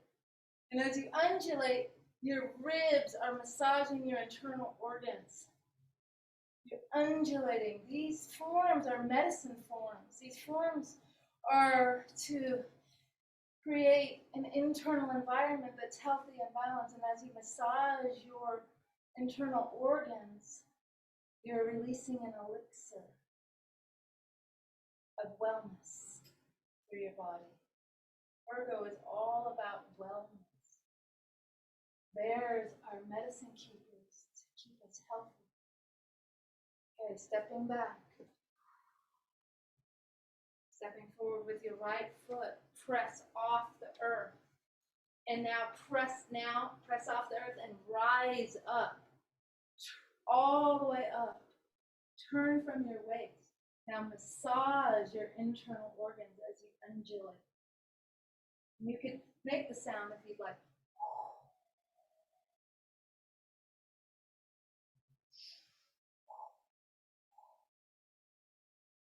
Beautiful. Slowing that down, turning back to center, lowering your hands. Let's stretch that out. This other one, this is a little bonus piece for you. This is bear. You know, they like picking fruit. So reach up there, pick the apples from the tree. And you see what you're doing. You're rooted, and yet you're opening up all your sides. And these are your meridians. One time we can talk about your spleen 21. These meridians right here and this point right here that you're opening up, this is your dreamer point.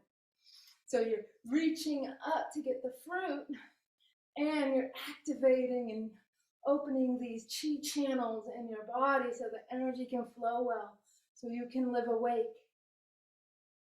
Okay, so now go ahead and reach and grab a fruit. Enjoy it. Share the fruit. Bears love eating good foods, sweet foods. Okay, so we're about to be the final piece here. We're going to unlock this whole bear form here. And so you got to be a big old bear, and there's that tree in front of you, and there's a branch. And so you step forward, and there's a branch, and you pull yourself up, like use your core, like, ooh, pull yourself up. Pull yourself up to the branch, and then just boom, hang forward. The branch is here. You're hanging forward on the branch, like your bottom's in the air. And you're just hanging silly, like Pooh Bear would be on the branch. And you're opening up your spine. And you're massaging again, compressing your stomach and compressing your spleen. And you're hanging, flowing from side to side. And having fun, being held by the tree of life. Okay, come back. Rise up one vertebra at a time. That branch, push yourself back off that branch. All right. Let's do that one more time. So step forward, get that branch, pull yourself up, pull your body, use your strength, and then boom, hang over and play on that branch and open up your back and have a good time. Silly bear. Okay, coming back off that branch, push yourself up and off that branch onto the ground. Whew. Yeah, reach for some more fruit, get another apple or cherry, pear, whatever one you like the best. Pulling that down, eating that, finding that tree behind you, scratching your back. Scratching your back. And now slowing that down, slowing that down, slowing that down, slowing that down. Coming back, holding your tree for just a moment, coming back to your center, coming back to stillness, coming back to rooted, grounded, well-being, stable, vertical alignment, radiance in your body.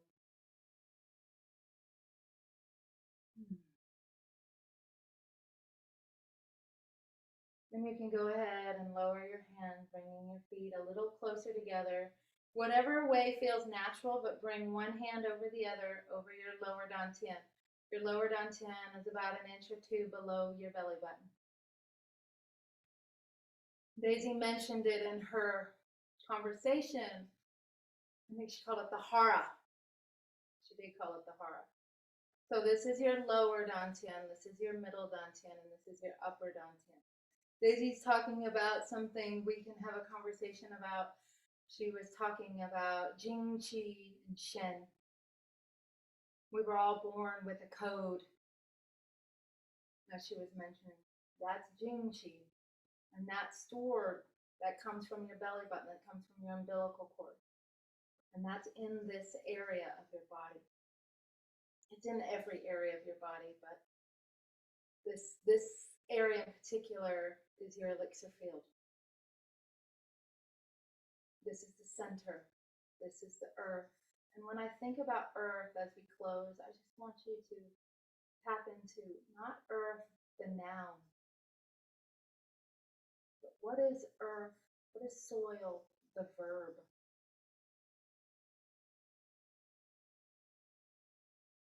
That, when we talk about 5-element Qi Gong, and we talk about the earth, and we just look at it as a noun, that's level 1 of understanding. We're at a point now where we're starting to understand it from a verb.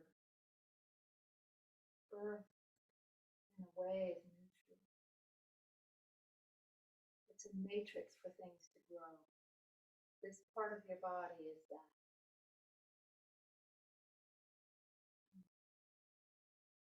This is a way we can heal our gut, our womb, our guts. We're connected to our instincts. When your instincts are not just merely reacting to all of our wounding, but truly reacting to our environment from a responsive way that's accurate, those instincts then form a vibrant, wise intuition. And all of our intuition is fully online. Just sometimes our foundation, our center, needs to be recohered. So this practice, this simple, silly practice, is an ancient practice. It's thousands of years old. It's been taught by medicine men and women and shamans all over the world. And you just got to embody. So I'm going to help you unlock this. You have this power animal, you always have, but now I want you to imagine from your spleen, from this side of your body. I'm going to turn around so you can see what I'm saying. This side of your body, the left side. From this side of your body, I want you to imagine that there is this cord. There's this energetic cord, pathway, connection that you feel really comfortable having. And standing at your left side is a bear. At the left side of you, you now walk with a bear. This bear is here to teach you skills. They teach you skills about dreaming. They teach you skills about medicine. They are the original medicine makers, the original medicine people. Virgo is all about wellness, health, well-being, detail. That is a medicine woman, right? A medicine person, right? So this bear is your teacher to be an herbalist, to be a medicine maker. This bear is a protector, and this bear is so silly and goofy and fun. And this bear unlocks our intuition, and this bear is who helps us dream and dreams those codes and those visions into reality. So you now walk side by side, hand in hand with the bear. So whenever you need, you just know they're right here. And just let them come out, and they'll be with you. And when you come to Qi Gong, if you'd like to, you can unlock the tiger, the ape, the bird, the stag. But for now, my friends. So we're going to bow to the bear. We're going to come back to our dantian. We're going to do like I always do. Right hand makes a fist.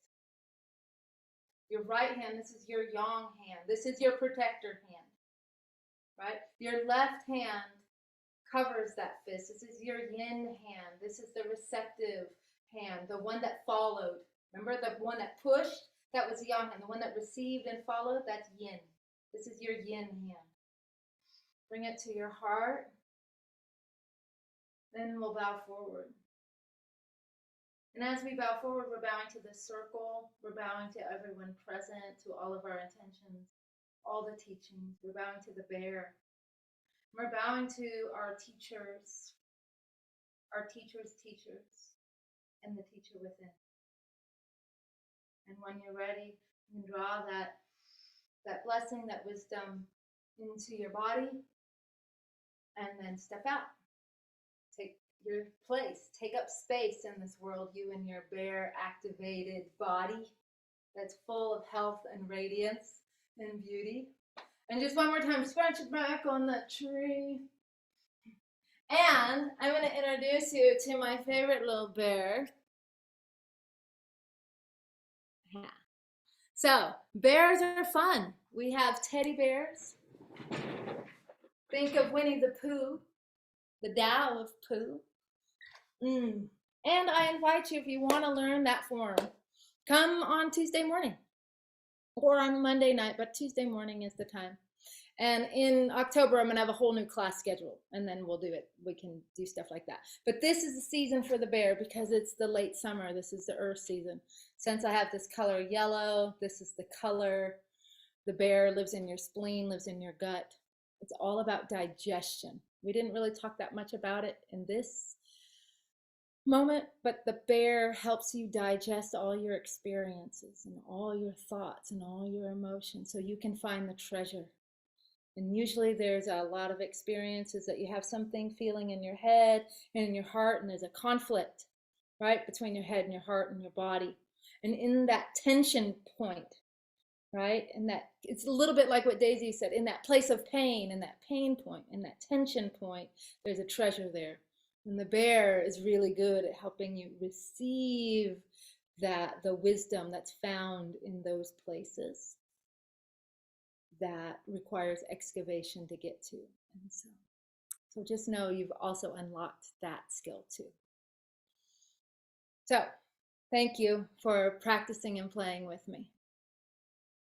And if you have any questions about the form or anything, you can ask me.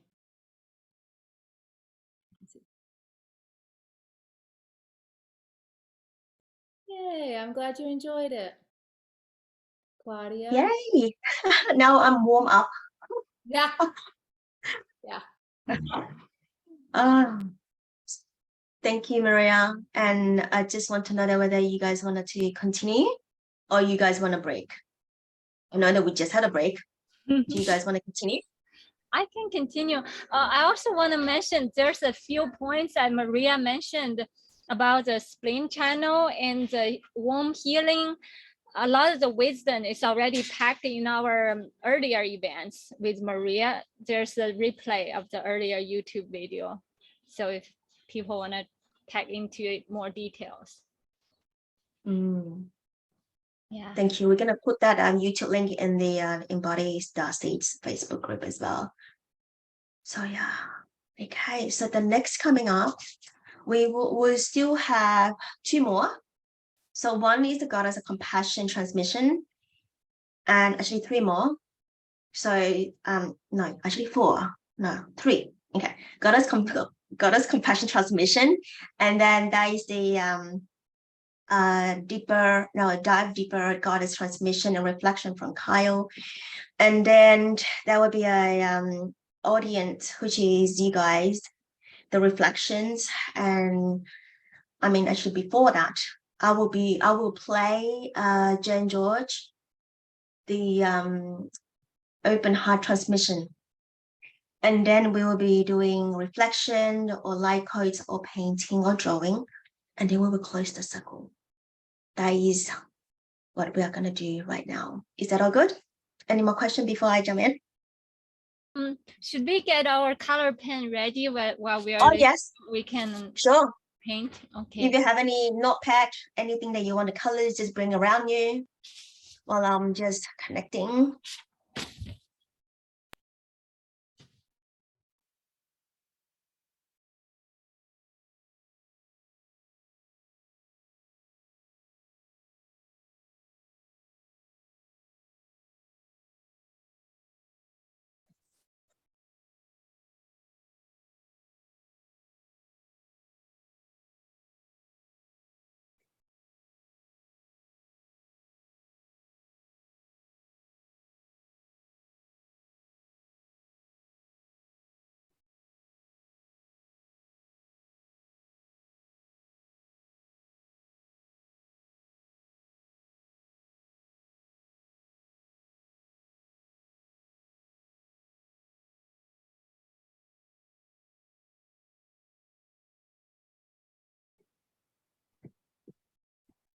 Daisy, in the first part of the event, the Lotus blessing came through. I posted it in Seraphim's group for you. This is you. Oh, thank you. Yeah, I'm gonna show the light code as well. Everybody's all connected. It's so beautiful, Victoria. Like I felt into like, whoa, it's like really high vibrations. And Daisy gonna like that. Oh. Truly beautiful. Thank you so much. I love you. But my concern, and it's I just want to mention it because it seems to be important, and I received Jenn George's permission to be saying that. I want to remind every one of us about the reverse codes, and sometimes that they take place without us being consciously aware of that. And when I was drawing that code, I was like, flow of life, no, not the flow, you know, like this is like the way.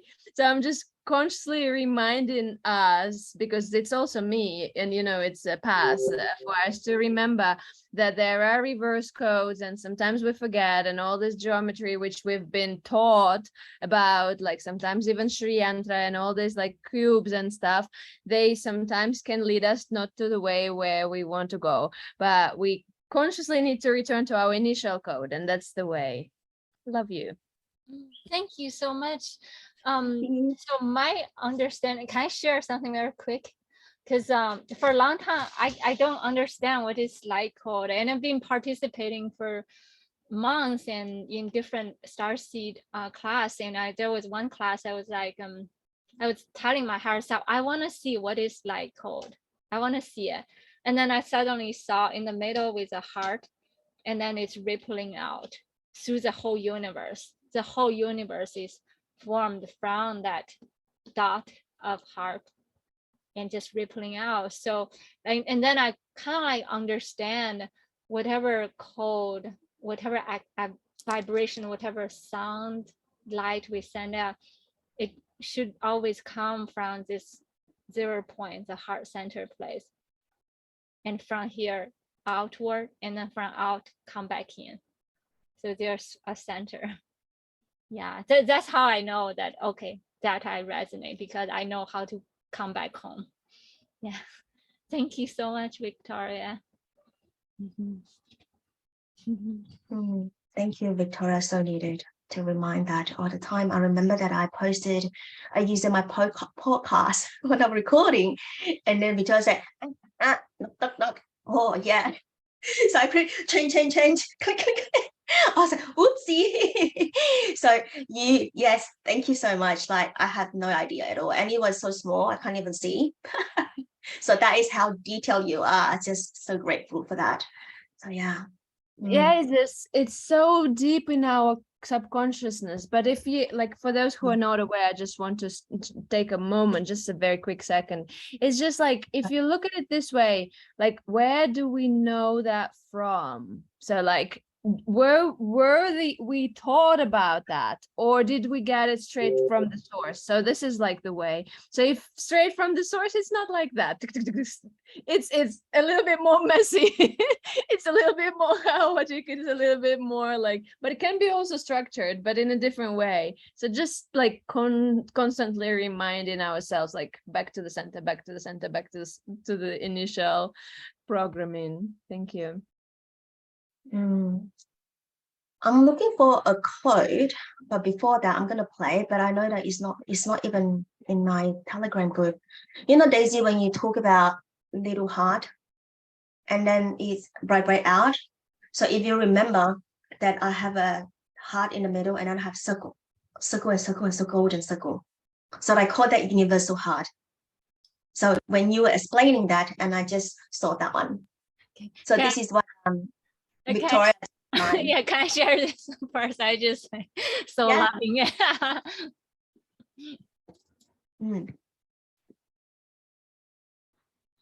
Yeah, Victoria, do you want to bless us with your light code, light language too? I'm so humble. Okay. All right. Back to the heart, back to the center, back to the original. The wisdom is coming from the inside and from the original source, from the original teacher, that who you are. And trust your path, trust your expansion, trust your knowledge, trust your wisdom. The lotus flower is going to open up and bloom at the time when it is ready. Cannot force it, can only hold space for it to bloom. Shambura katalapu katachata turakanta shahura katata yakurajata rakuba andu rakayahu padajata raku padajata shahunta raku yalara padajata tuka aya purakatajata shumbara hayakura katajata shumbara katayatu shumbara hayakura katanda lara puyata harukamba ambura kataya hurakatanda lara puyaha andu hajatara ayara puhabwa.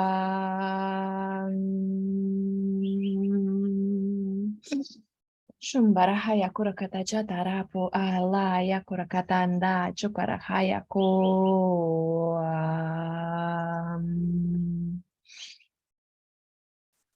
Thank you.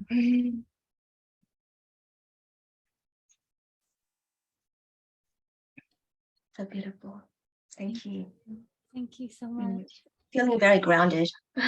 So grounded.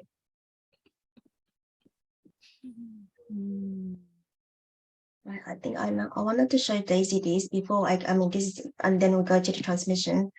Can everybody see this? Yeah, that's so beautiful. So this is the one that I saw when you were describing about your universal heart. Yeah. Yeah. Well, what I saw now as elegant as your light call is so beautiful. I can feel the sound. Oh, kind of like the sound Maria talked about the gong. When we hit the gong, I can feel like my body is vibrating when I see your light call. Like that. All right, we'll have more light code coming up, but now we're going to go into transmission, so you can sit up or lie down, and it's 14 minutes. Get yourself ready.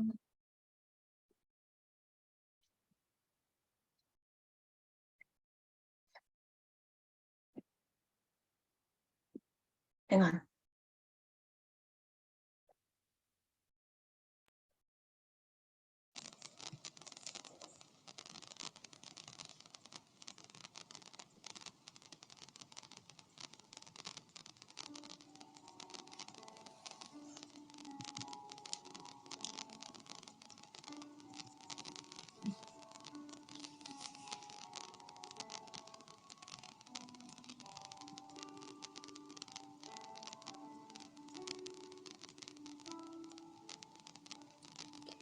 I just finished journaling a goddess of compassion, and I would love to share with you. What did I write? So goddess of compassion has come and mentor me since last month, and from July to early July. And I remember that goddess of compassion was my very first goddess that showed up and mentored with me to awaken my compassion heart. And this year she came and visit again. So I'm just gonna share a few things in my journal, and hopefully that you can find resonate, and also find some nuggets in there as well. So goddess of compassion, there's the forgiveness, unconditional love, realization, empathy, acceptance, and the invocation or affirmation for goddess of compassion is I recognize and I see it. So in here, I would like to bring into the word forgiveness, and perhaps also compassion and unconditional love or pure love, and also realization as well. It's all inclusive. So forgiveness is a practice. It's a practice that is an opener of the way. It's the way to free the stuck energies. So if you feel life seems stagnant or blocked in some way, notice what your present experience or situation that you have judged, and where you have contracted your energy and life force. Whatever the pain of that contraction has lodged in your body, release it. Love expands, fear contracts. And ask yourself, are you still attached to the suffering?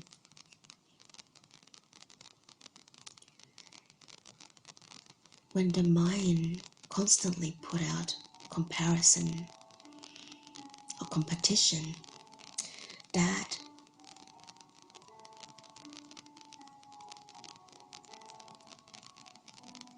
and also you are not enough, or I am not enough of something or the other,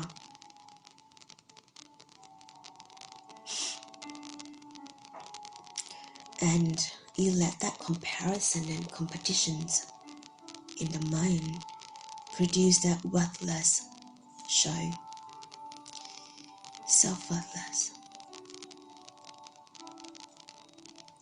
They are truly the servant of suffering in the mind.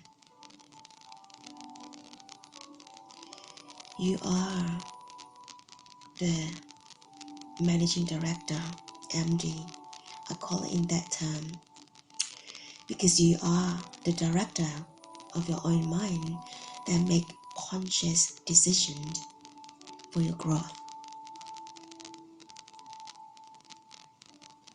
Soften and release that hardened defenses surrounding the tender heart of your wounded inner child or inner mother or inner father. What is it that needs to be released, that the prisoner in you is holding on to? Your heart can be a peaceful place because you are making choices in this moment, not to get caught on the emotionally reactive thoughts, and your mind made conditioned to love, conditions to try to make love comes or stay.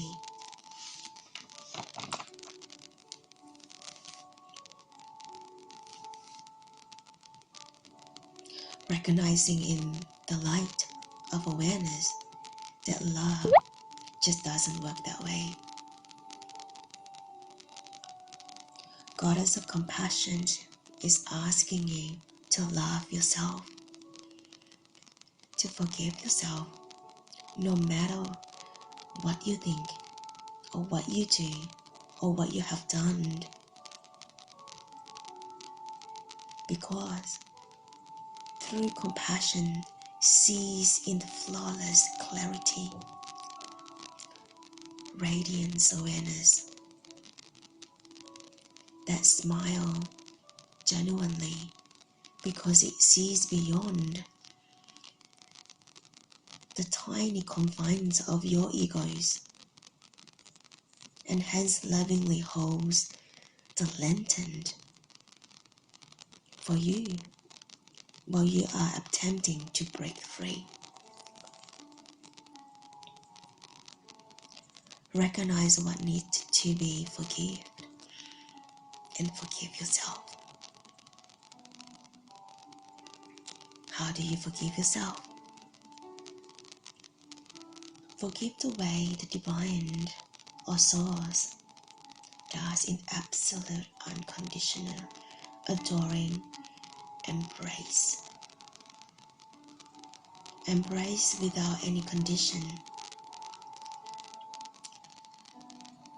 Imagine that the immensity of the love, such as the divine embrace, or God's love, or source love.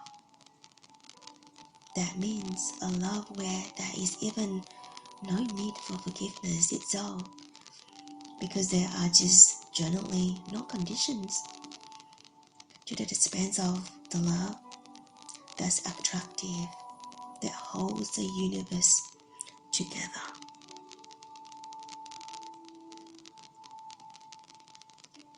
Forgiveness is becoming the radiance of release, radiance that charge with the healing force of love. If it is your will, consciously forgive yourself. And now in this love and forgiving yourself for not seeing life experience through everyone else's eyes.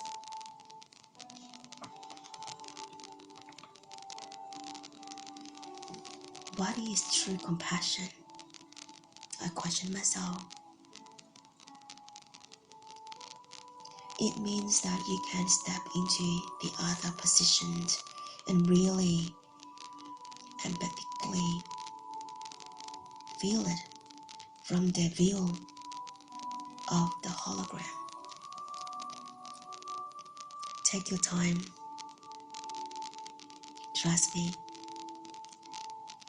It will be worth the effort when you genuinely and honestly forgive. It is also to ask you to have compassion from that part of you which doubts itself and believe that it can make mistake or fail, since all choices lead to growth. The subtlety of what compassion is, it truly grows along with your awareness, because only you can truly define from within your own personal experience of what compassion actually is.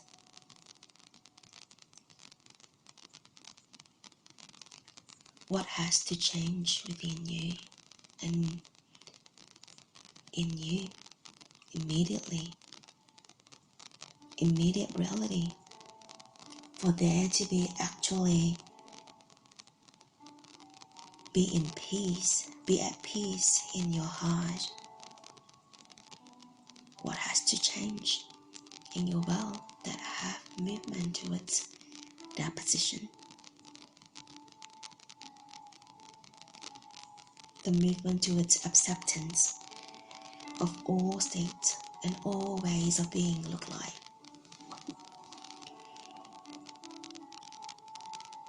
This means allowing everything, even the things, your mood or your woundings or your belief system or your unconditionally may not be as yet accept all behaviors.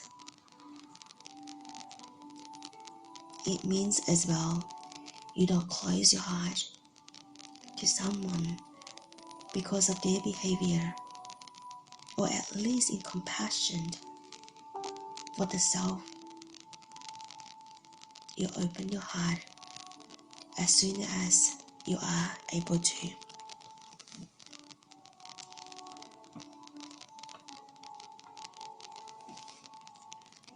Divine love allows you to stumble in love, not stumble in love, to fall in love, to fall and in love, and yet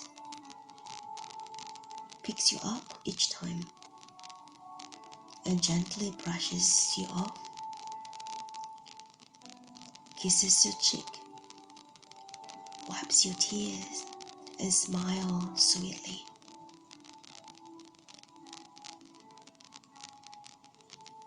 The goddess of compassion asks you to see the different phase of compassion, such as saying no to a non-supportive relationship rather than not anymore. Hold through compassion for the self. It is that compassion that you are being asked to hold yourself right now. To love yourself just the way you are not when this or that is different or in some other lifetime, but now.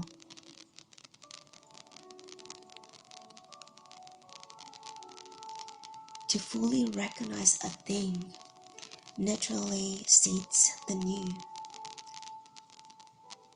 So the realization in you, the affirmation is I recognize, I see it.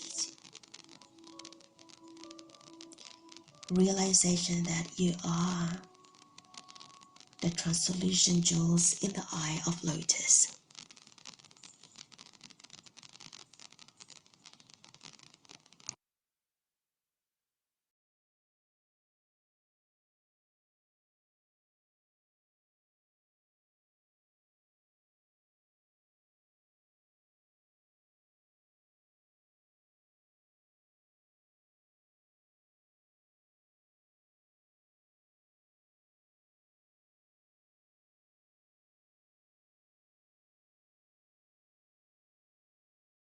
Thank you so much for receiving me. So this transmission came 2 nights ago while I had a moment of the heart tenderness, and I stood up on my bed. I was like, I need to journal. So that is my inner well. And then I was like thinking about one of my soul sister, Catherine, and talking about not enoughness. So I started to recording. And I know that after I finished the next day, and then Victoria came to the chat about the forgiveness. I was like, we are in this energetic field. We all seeding. I receive and I seed. And I remember Daisy, you were talking about while I was in the Kuan Yin temple in Chinese garden, and then we connected. And then he said, Lillian, I have a dream that you jump into my heart portal. I receive, I see it. A seed in your heart of this event. It's only 2 nights ago, I realized that I was like, oh, this is what I was doing. Dive into your so yeah. So yeah. Do you want to share your dream, Daisy? It's actually not dream. It's I'm very awake, but it's like in the awake space, and you are also in another dimension, almost like in a trance space. You just enter into me. It's like you're leaking over the water. Yes, we are across the ocean, but you can leak over the ocean and enter into my heart. It was like, wow. Just felt like, I love you. And then I was scratching my head. What's Daisy talking about? But after that transmission, was like I could see myself like really like I see it. So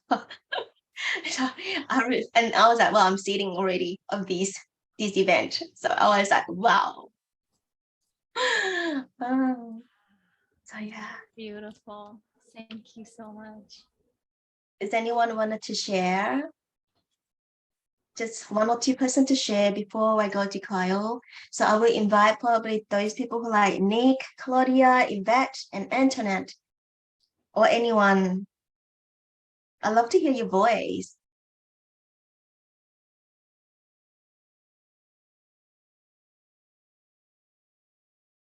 Anyone?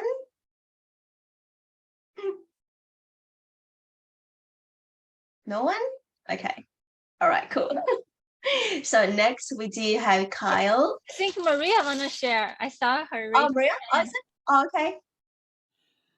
I just wanted to say thank you, Kuan Yin, Avalokiteshvara. She came to that. She was my first goddess, my first ever to like have a statue of a goddess. She's here on this altar right there, and just the words of truth about compassion and comparison that came up when I was in the Goddess of Compassion temple this year in February, probably when you two girls were becoming friends. I was in a moment where I was a little bit comparing myself to a sister in the Goddess of Compassion temple. Like, oh my gosh. It's like smacking. Yeah. Right? And then so I was just like, oh my goodness, I was so humbled by what was happening because I was embarrassed too, you know? And so I just knelt down to Goddess of Compassion and just was kneeling down, and she like blessed me. And then in the vision, the sister I was comparing myself to was right beside me, and she's like, I need you both. That's why I have 1,000 eyes. So you're all my eyes. That's why I have 1,000 arms. You're all my arms. You're all my heart. All of you are extensions of my body. And it was a very profound shift. And so Goddess of Compassion, I could hear some of those threads being woven in your share and your transmission. So I just want to say thank you. Thank you. I just wanted to say thank you too. It's so much better having shared it with you guys. Thank you for the bear. I don't know all of that, but anyway, I just wanted to speak up. And again, this has been a wonderful experience. Thank you. Thank you, Nick.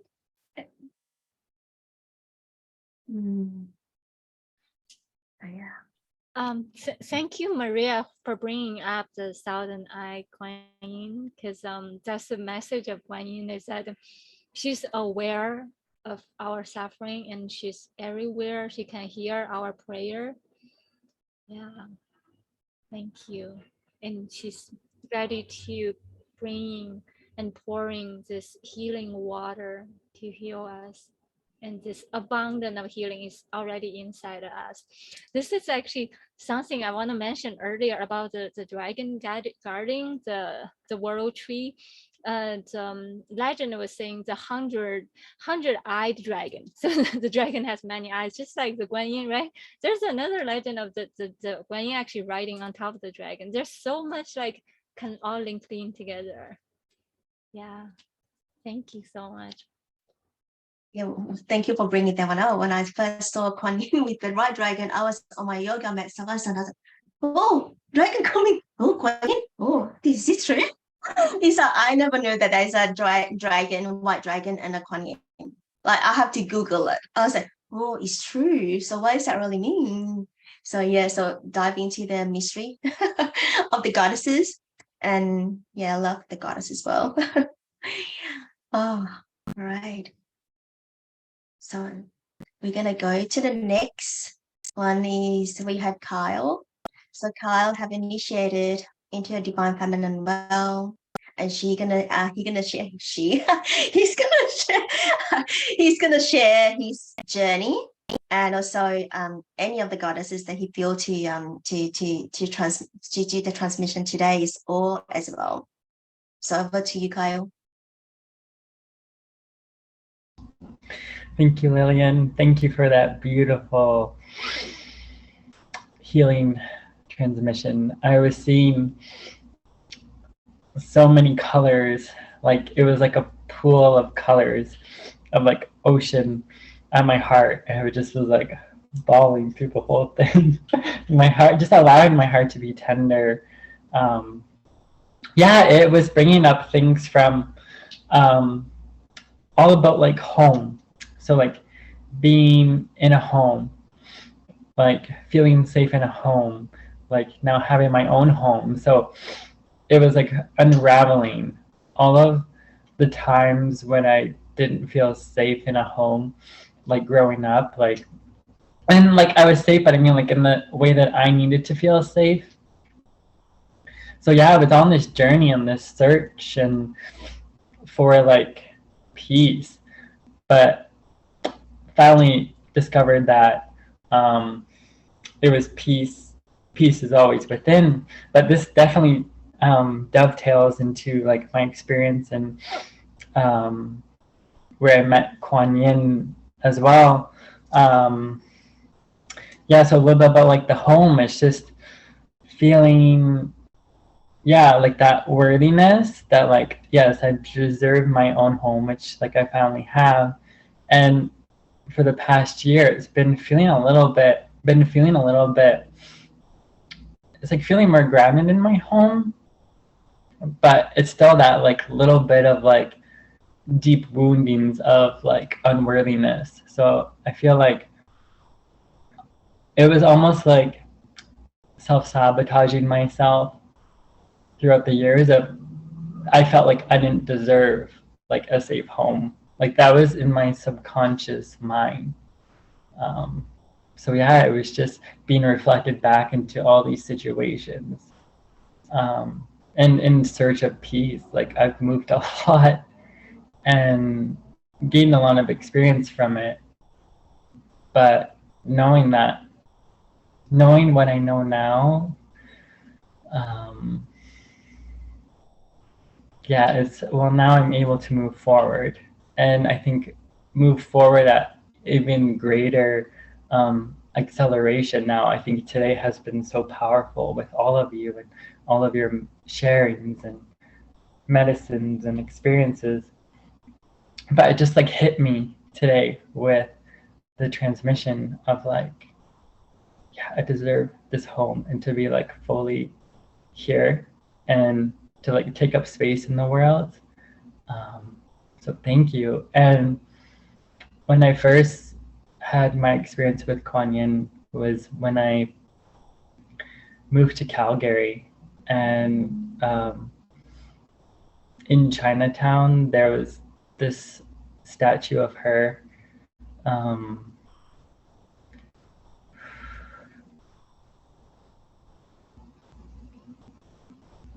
And I would always go to her, like I always could feel this like deep peace around her. So like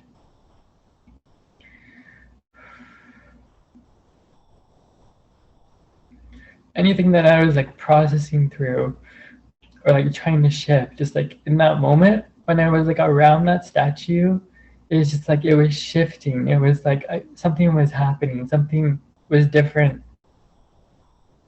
And like my heart always felt like lighter and lighter and lighter. At times it was hard to like be amongst that statue because it was just like so much vulnerability. But I just like allowed myself to just be, and knowing that like I was guided there all the time, and that now it's like it all makes sense of like the reality of like the life I'm living now. And there's like also a statue within like my hometown too that like I discovered like 5 years ago, and it was that same energy. It was like that remembrance. And there's like this dragon, like there's this temple in my city, and like the Kuan Yin's outside, and like these two statues have been like coming up in my awareness, and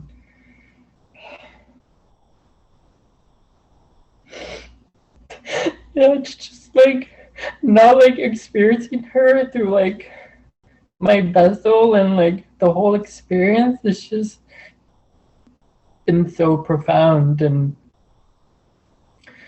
through like beautiful meditations that I've been like journeying with Kuan Yin, and like with the lotuses, and it's just like so humbling. So yesterday I did a drawing of Kuan Yin. As in like for me she's like the goddess of compassion for me. But yeah, there was just like so much tenderness and just like gentleness in her eyes, and just that like pure love, and just like just the softness, yet like she's strong and like motherly and nurturing, and yeah, she has like no judgment. She just holds space.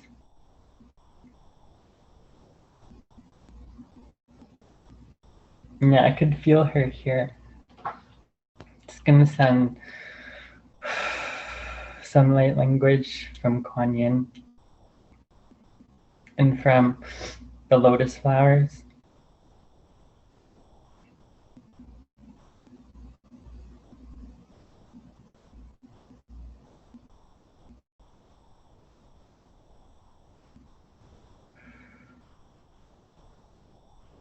Siya kia kia nasi anati si umi sani kana sianati si anakia kunu sati sanai na siya kiana. Remember the love that's within your heart, that you hold deep within. This is your sacred treasure. Allowing your healing tears to touch this sacred treasure within your heart. Allowing yourself to be vulnerable, and allowing these gifts to be blessed through your tears. And just allowing that waterfall of pure love and blessings and gifts to just bestowed upon you and to bless you, and allowing your heart to receive the gifts from within, and receive the gifts from your heart for yourself, as well as blessing others with these gifts as well through you and through your experience. Tinaina siya siya kianati sunu saya siya kuni saya kunasiya na kia sianati suki sana siana. Just rest safely in the tender arms and heart of the goddess of compassion. She's always here for you. Just allowing your heart to just melt within hers and to become one, and allowing your inner child to be held and nurtured from all those moments where you felt like you didn't have that support. Just knowing that she's always there and just receive that tender hug and support now through this song. Siakiana siani tu sayana kia suniku tu si sana hina kui Sonataya kumu sanianusia kunasianai sunutai sakimu tuinasina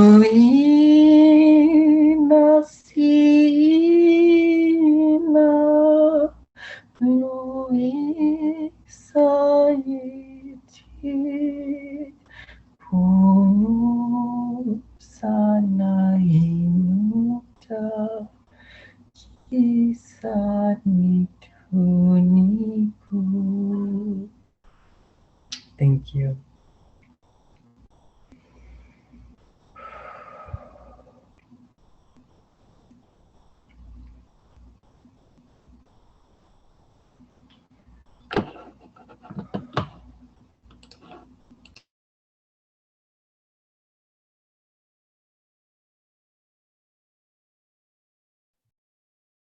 Thank you, Kyle.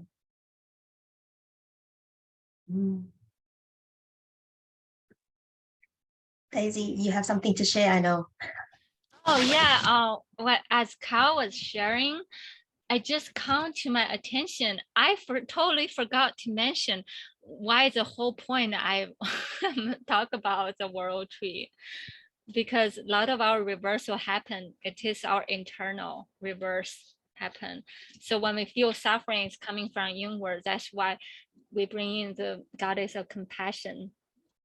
Like wherever we feel suffering and pain, and her healing water irrigate that part of us. It turned desert into green land and bring life force just coming in. Just with that one drop of healing water, it just turning into oasis within us. Yeah. So this is, I start painting this as I'm listening to your transmission, Lillian. Oh. Oh, thank you. So beautiful. Awesome. Get the auto paddle. My heart is open up all the paddles. It was so beautiful. Your transmission, it felt like almost like the background, there's a raindrop. It's just like the water, just droplet coming into the heart and just bringing in so much healing. Yeah. I remember that I mentioned this before, that Sacred Heart Valley is the center of the heart, and all of you are my heart petal. So that is the heart petal. There you go. That look like Sacred Heart Valley's the logo or the drawing that I draw. Remember the initial original template? Yeah, I remember. Yeah, I wasn't aware when it's pretty much all when we do drawing, we're not aware. I just feel like the heart joy. I just want to splash color everywhere. Oh, I receive. Thank you. Thank you so much. Love you all so much. Okay. So this is going to be the last one. I know that we have gone over time, but I know that when Maria wanna share. Oh yes, Maria. Well, I just wanted to soften and receive Kyle because he just shared so beautifully and intimately and tenderly of your experience. I could feel your experience and that safety for your home and the cycle of self-sabotage, but that devotion to the being in the moment with the statue with compassion in your song. I could feel that. And so I just want to say thank you for that. And not just rush right past it, because you had to go and be in it and you didn't rush past it. So I didn't want to rush past it too. You know what I mean? I wanted to linger in it with you just a little longer. So that's all. Thank you. Wow. Thank you so much, Maria. Slowing down, allow the healing pouring through. I can feel, oh, my heart growing tender. Oh, I love it. Thank you so much, Maria. I'm feeling the healing. And thank you, Kyle, for sharing the healing with us.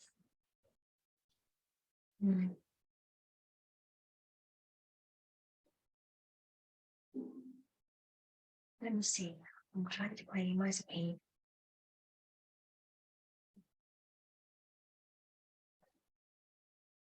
All right. How's everybody feeling? Still good?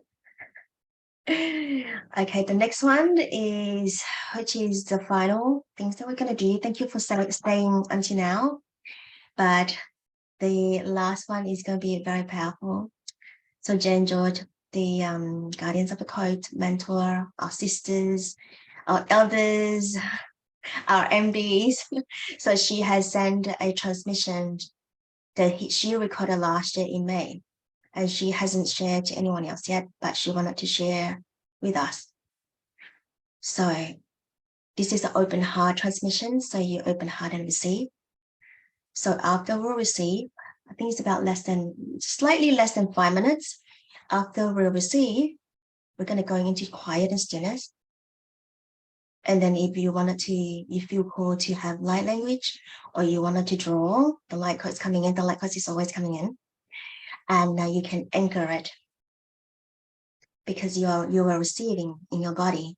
You anchor it on the paper. And then we will be receiving from you, or vice versa. So yes. All right. I'm going to share now.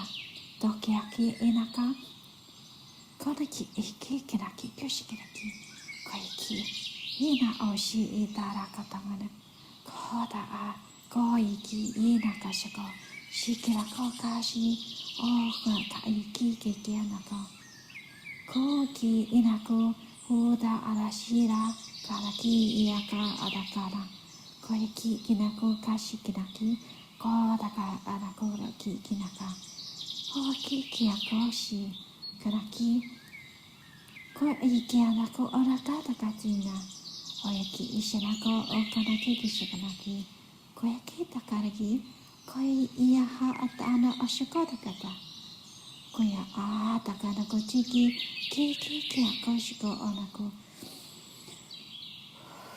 Ushida Ashikita, Ashiki Akuna Atakanaki, Kiaka Okakanakashiki, Kiki Kia, Kikinaka Kokotako Kokushikia. Oh, shikita ashiki kikitako. Karakiki ikiato onoga. Karakiki kita karaka shikanaka ko karakiki neki. Ki ikiaka kanako. Kasha kanaka karakiki kikiaki. Kopi kikia ako ko anaki kikia. Hashi iki ishi. Oh, iki ata o karakanaki kinaki. Kia ashukanako ko aikia atu. Ko ishi inaki ikinaki. Fushigi irako dana kia oko kanaku ko shiki inaki kinaku kinaki. Ki ishana ko ikinako. Fushi ina ira atanako koya. Kia atanako ko oshiki kikinaku. Hoshiki kikinaku hasako kokadaka.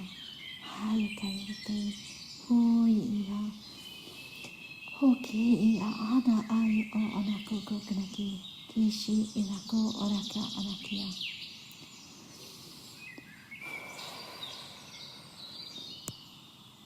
This transmission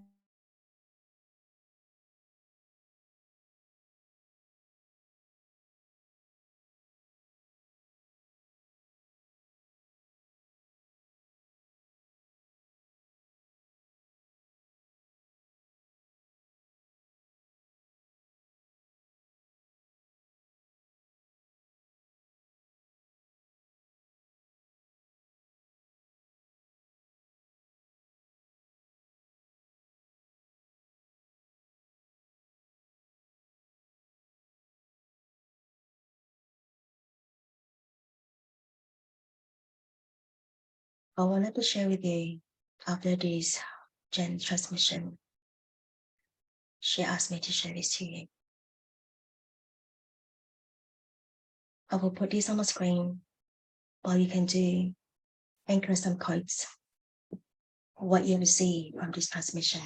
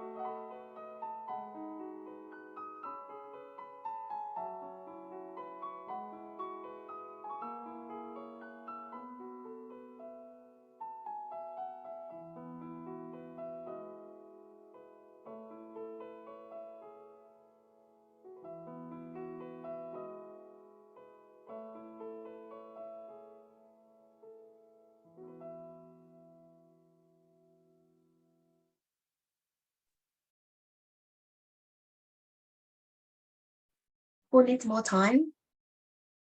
5 minutes? 10 minutes? Are we done? I'm done. Yeah, done. All good? I think for the most part. Do you still need 5 minutes? Maybe just another 5 minutes? I'm good. Let's see You're if good? other people need more time. Okay. Maria, you do you need more time? No? Kyle, do you need more time? No? Okay. Alrighty. So we just gonna stop sharing things. All right. I'd like to share first Victoria's code. Is that okay, Victoria? Sorry, I can't see you. Is it okay to share yours? Okay. Right.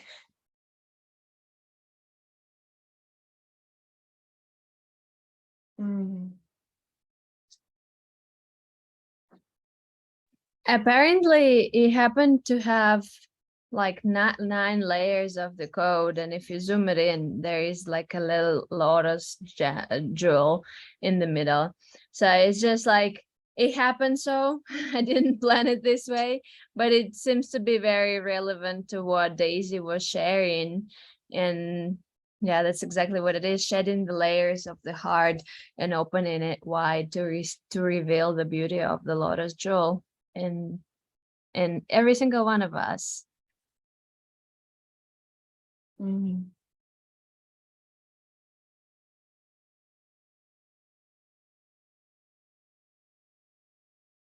Receive it, love, Victoria. Thank you. And yeah, the heart is very much connected with the womb for me, because it's like the womb and the earth and the heart is like all the same.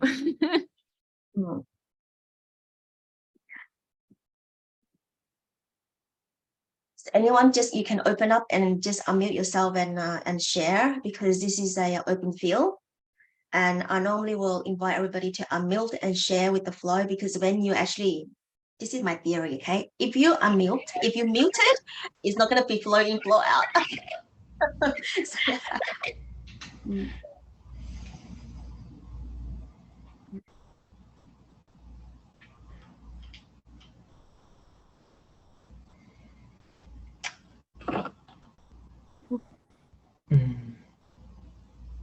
For me, it brings up a lot of healing, believe it or not, around like the day like Valentine's Day. Like all of those years of like, oh, maybe this is the year, maybe this is the year, maybe this is the year, maybe this is the year. It's like shedding all of those like years of like being so hopeful. Like, I mean, and I'm reframing that as in being having my heart open so wide and just being that dreamer and that like believer. And this is confirmation, this sacred drawing, Victoria, of just, yeah, like never to give up on love. And that it's just like reframing, create a new reference for me. It's basically bringing in from all those years, like that repair, the restoration, the harmony, like completing the puzzle, like completing the masterpiece, putting everything back to life and in alignment. So thank you very much. Well received with great appreciation. Thank you, Kyle. But can I comment a little bit, just like finish it up from your receiving what you just mentioned? My feeling is like when we're single, we want to be coupled, and this is kind of like a matrix programming. But when we connect from the place of wholeness, this is a totally different story. And I truly want people to start connecting from the place of wholeness rather than, filling up the emptiness. And like I see the Valentine's Day as a consumerism holiday, like where people are trying, like those who control us, try to place kind of like framing, like, okay, these are couple, those are not, you know. But we are not like that. We deserve different type of love, and this is a place of wholeness we want to find within rather than outside, and that is the deeper essence of true love which we search for, right? Yes.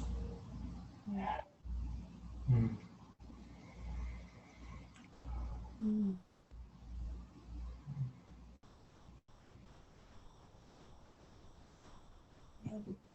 Is there any more wanted to share this code before I take it off the screen? It's Yes, so Daisy. full. It's like you know how like a fresh strawberry feel like, and it's a big strawberry, and it's my heart. It just, or the kind of heart it's filling in. It's like always abundance and always juicy. It's just more and more coming through. I feel like the part of me just not able to open up, like finally ready to open, even though it's slow, but it just so wanted to love that juicy, yummy strawberry heart, and just like I just say more coming, more coming to my life. Yeah, that's how I feel. It's just so beautiful. Thank you, Victoria. Thank you so much. I love that strawberry heart. And I could feel that as well, the bigger center is like a lotus heart, and then it just all magnetic going into. So we don't need to seek. We just be on the lotus and we just receive. Mm. Reminds me of grandmother's garden, which had, like, you know, the strawberries, which are not the big ones but the small ones, and she would collect them and pick them up with so much love, and then give you the bucket with it, and it would be like so pure. So pure. So beautiful. Mm. Oh, I know those wild strawberries. They're so juicy. Even like tiny ones, they just hold so much sweetness and a wild nature. It's so much. In Russian language, we have different words for the strawberry and for that. We call it zemlyanika. This one is klubnika, that one is zemlyanika. It's like a different berry. But yeah, some people cultivate it also. So it's like, ooh, what I remember from childhood. Such a beautiful memory. Thank you so much for bringing it up.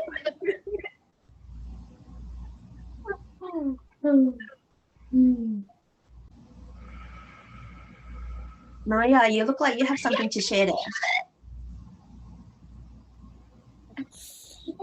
I could see that your face is like downloading a lot of information. Strawberries. I was, well, you mentioned Russia. She mentioned Russia, so that's what I'm seeing. Okay, like my heart in a lot of ways is breaking right now. My heart is breaking for our brothers and sisters all over the world with Russia and Ukraine. They're giving out iodine, and it's like a war. And so my heart, these lines are squiggly, and they're leading to beautiful different directions, a lot of different directions. You know, they can lead to wholeness, full, beautiful love. There can also be all these different separations. You're the one that mentioned the code upside down. You have to know, I don't know anything about codes. This is my first light code experience, okay? So I'm not speaking as expert, I'm speaking as just seeing. And like, I have an altar. I have little babushkas, and I have the fathers of Russia and the cradle of the Great Mother, surrounded by love because I love them. And I couldn't hold unconditional. We talked about goddess of compassion. I couldn't hold unconditional love to Putin right now because I'm actually really fucking angry what he's doing. Right? And I couldn't hold unconditional love, but I could hold compassion as a midwife. So I went through this whole journey of midwifing the fathers of Russia, you know, Lenin and Stalin. I don't have everybody's name, but Gorbachev and Putin, and midwifing them into love, right? Because I could hold them as love, and midwifing them as babies, And as their mother, I could hold their mothers, and I could hold their family in love. And so that finding a way to hold this situation in love is so important. And I'm so glad you mentioned Russia, because I was thinking, like, right now I want to be so grounded, and at the same time, like right before this call, I just burst into tears, and had to pull myself together about what's happening right now in our world. And so and mother, the bear is the totem of Russia. It's called the mother. The bear is the archetype of the bear is also related to the mother of Russia. And the bear is generally very sweet and docile unless they're protecting something. Right? Unless a mother bear is going to protect something, then she'll be ferocious. But it's not like a bear to just attack. So there's something wrong for a bear to attack for no reason. So I don't know what's wrong, but my heart is breaking, and there's something incredibly wrong. And there's a potential that it could settle into being right and good and wholesome and loving. But it's like on a brink. There's like, you see the red, and then when you turn your head, you can't always see the white, but you have to turn, and there's like a separation between red and white. In some ways that you see it. So there's a unity and a all at the same time. So that's what I see in this heart of the motherland of the bear of Russia, with the babushkas who are holding, and my babushkas back there they're decorated with strawberries.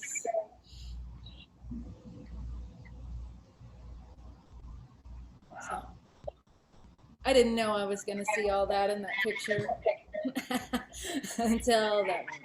But You've been activated, Maria. I've been activated because my heart is breaking open. Maria, my babushka's name is Maria.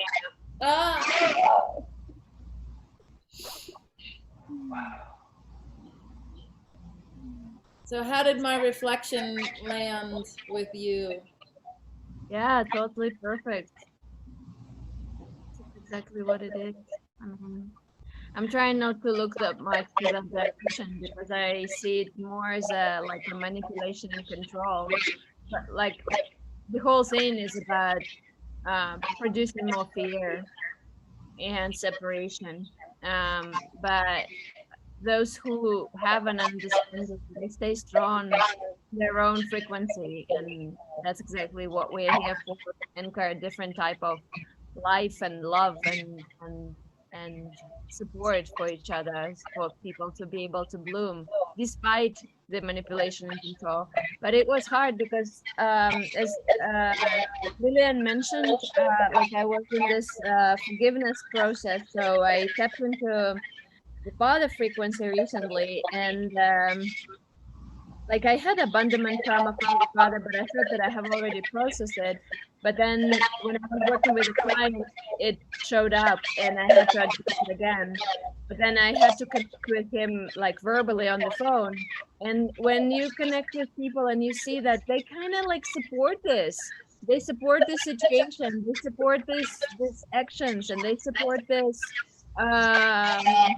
what is happening, because this is how they grew up. They have this in their blood, saying oh, we are better than they, we are warriors, we are this, and it's just so hard to forgive that they are unaware of what it leads to. And so, yeah, it's a process, but also a heartbreaking and heart opening process.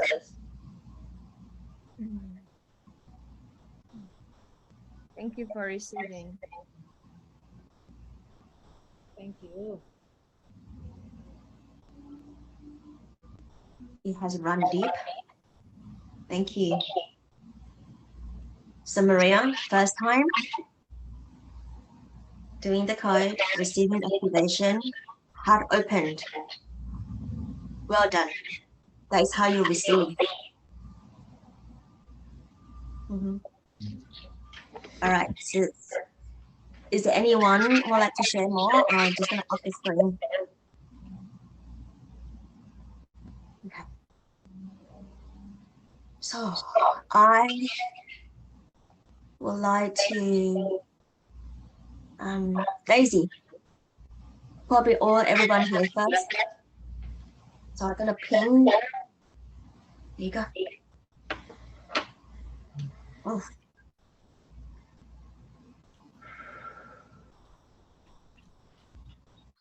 Daisy have been doing a lot of these.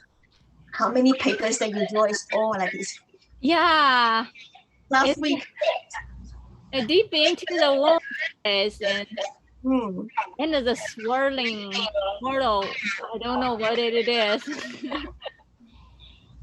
Yes, I'm hearing the echo as well. Yeah, where's it coming from? Is it better? No, let's see. If I try to mute everyone and see if it's oh now Maybe it's just gone.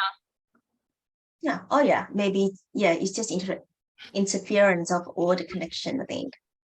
All right, then wait. Yeah. So you just unmute yourself when you wanted to share them. Mm-hmm.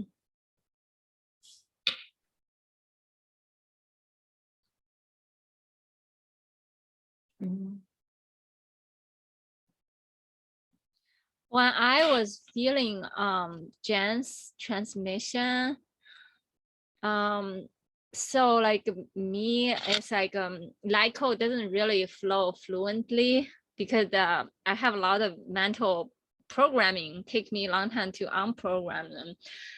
But with that light code she transmitted with all the birds singing, I got lost. I feel like I don't understand Jen, but I suddenly understand the bird. And then I balance through the bird, I understand her. And then I suddenly diving into this deep, like swirling, like pool of the forest, the pool of the deep forest. It was quite beautiful.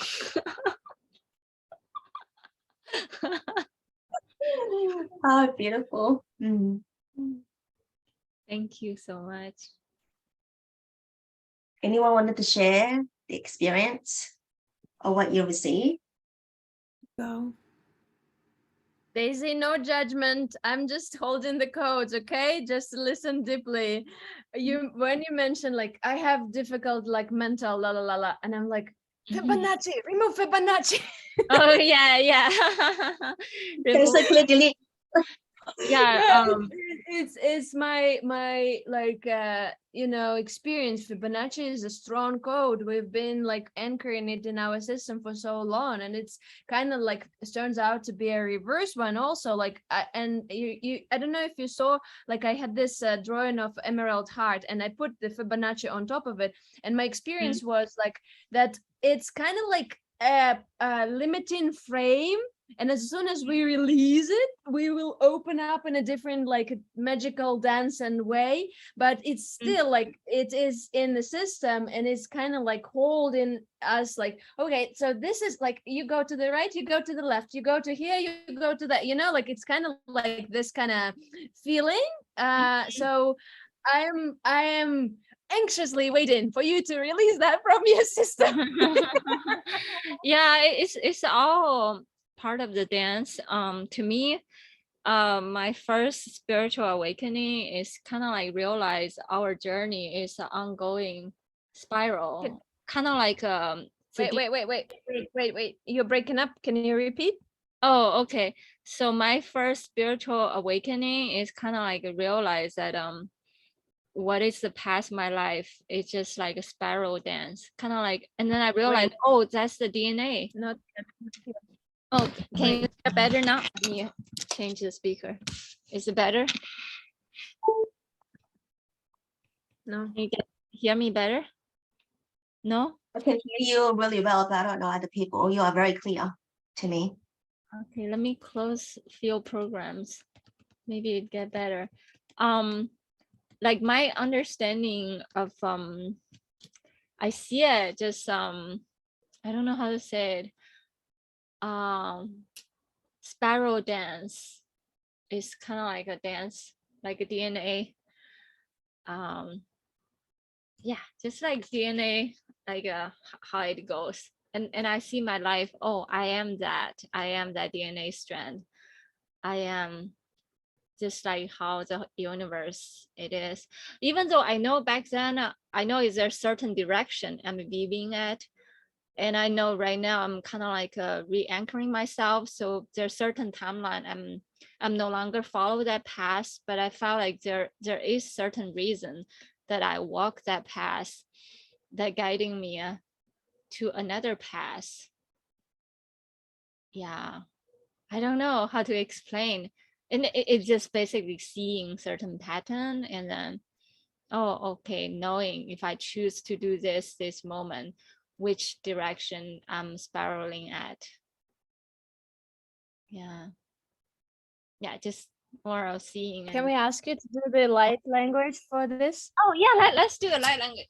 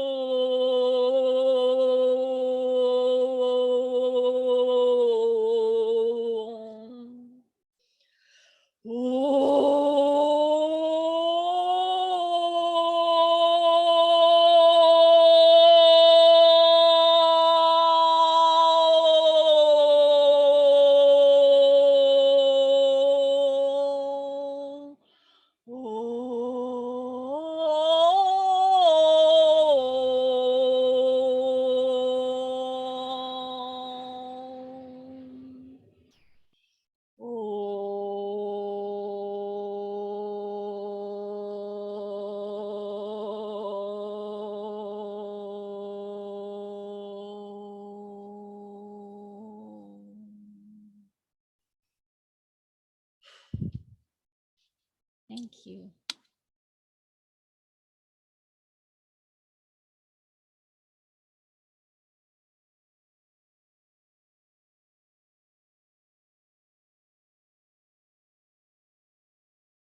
I feel that I just had my wound cleansing. I just clearing the whole. It's clear. I was like, this is nice. Oh. I'd like to invite Yvette to come on the screen. Oh, hi. Hello. I don't know which one to start first. I'll go with Victoria. So I felt like there's something inside going to my heart, and there's like this beautiful pressure, like it's swirling around, like, and it's so lovely, and it's really marvelous, and oh, the daisies were just by looking at it, and then I was so mesmerized by the swirls and the light codes. I think that's what you call it. And then the light language. I feel like I heard birds chirping on my ears, like singing around my ears, and then I feel like my chair was spinning like around my house, like this fan I have. Thank you. Thank you very much. Thank you, Yvette. Thank you for showing up. Did you draw any light code at all? Oh yeah, yeah. How do I? Oh. Sorry, I'm on my phone, but like this is what I've drawn so far. Mm-hmm. Mm. um, the Do you have light the language? I feel that you have something coming up. yeah, Yeah. I feel Mhm. the water Yep. from this is flowing. Yep.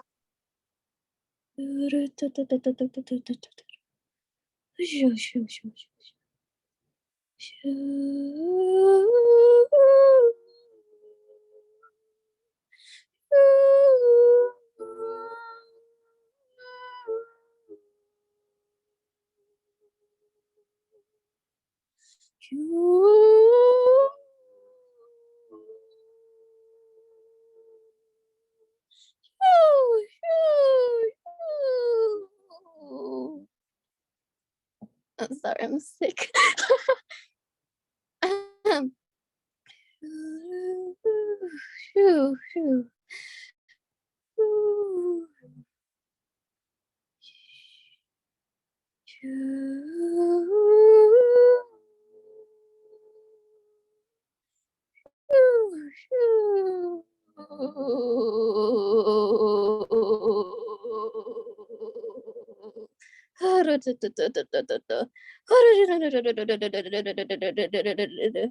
Shona eat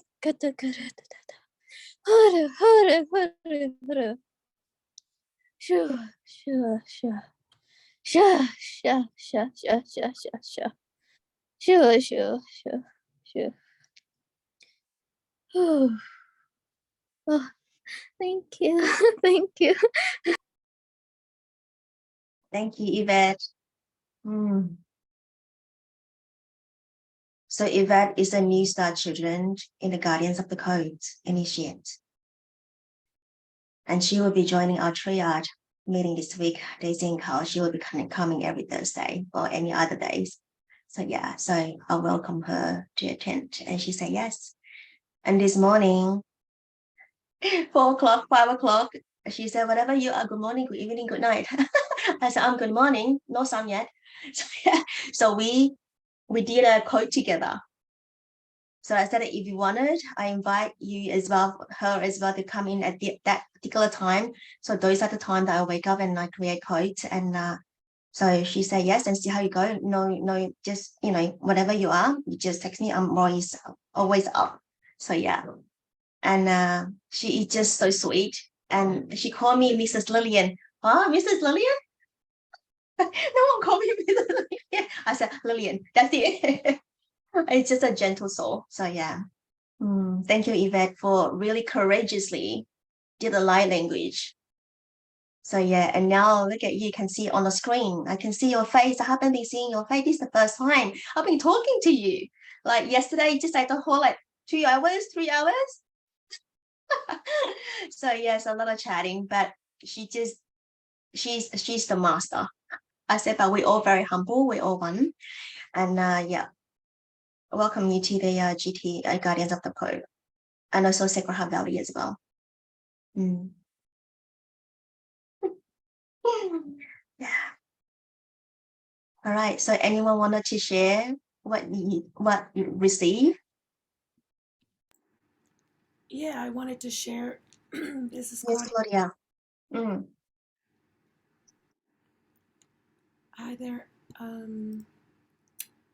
So what I got was with Jenn's code, her light language. It was so beautiful. I actually, for the first time that I've been listening to light language, that I've been able to see it and feel it, this was the first time I actually got an audible message. And it was beautiful, and it was a message to keep moving forward. And when I was listening to the birds, I could feel and see around a beautiful garden. And I just saw a beautiful tree. I don't know if you guys can distinguish it, but it's just, I drew the bottom of the tree because the important part was that it's a big tree and people sit around it. And the other vision was an elephant. And it was very forceful, very strong, moving forward. And then I heard a message coming in, just keep moving forward. And that I'm not alone moving forward, that I need to call in, see that all of my guides are going before me, creating my path. So just the elephant was a symbol of they are pushing forward, and I just have to get along for the ride. So I just loved it. I just wanted to share that. Thank you.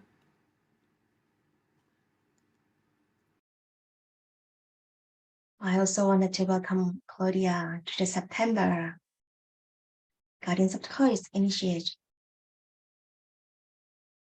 So happy that you joined as well. So we are all soul family. And who else wanted to share?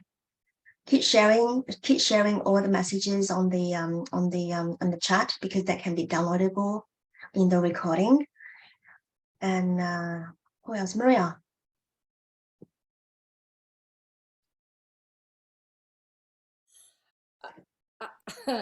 Okay, I'll do this. I'll play this game. The first one, your teacher's mentor.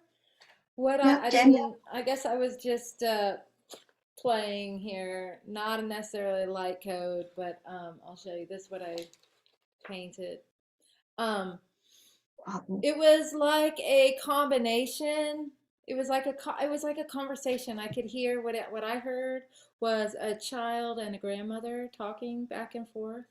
It was a child and a grandmother talking back and forth, and the innocence of the child and the reassurance of the grandmother, and the innocence and the reassurance, and that's what I heard from that. Daisy, I felt Daisy give birth. The next woman, Yvette. Oh, I felt her like shake off the sickness out of her. Like she had to start again a couple times to like clear the field so the sickness could get out. And then by the time she got to the end, I could feel the sickness kind of out of her. Yeah, I can hear the like, ooh, the codes. These codes are a lot less formed than what I drew, but this is a form, I suppose. I live in a world of form. And so, yeah. The one before that, it started off with lines, and then I was like, oh, I don't know, I want to do lines. Well, how about it? It was layers. Daisy was talking about layers of the womb, layers of the field, layers of whatever, layers.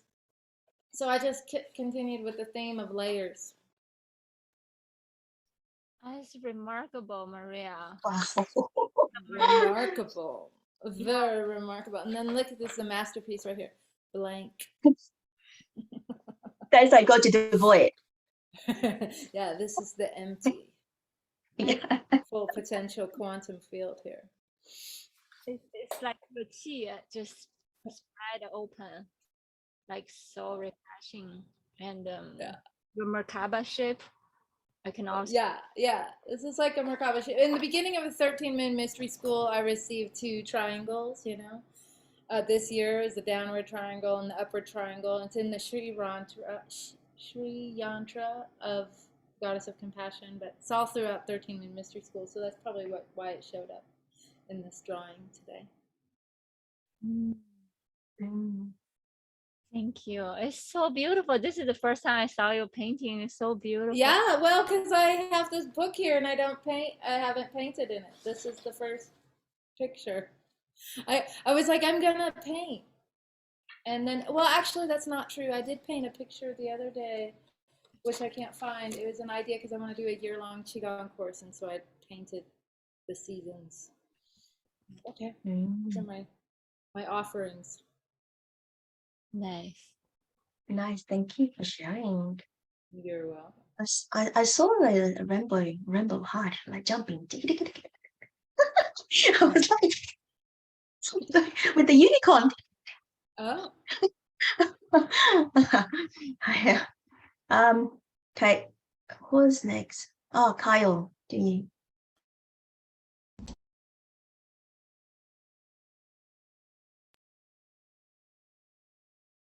There we go. Wow, I love everyone's drawings. I just love, it's like we're in a new, we just like float into a new chapter. Like, yeah,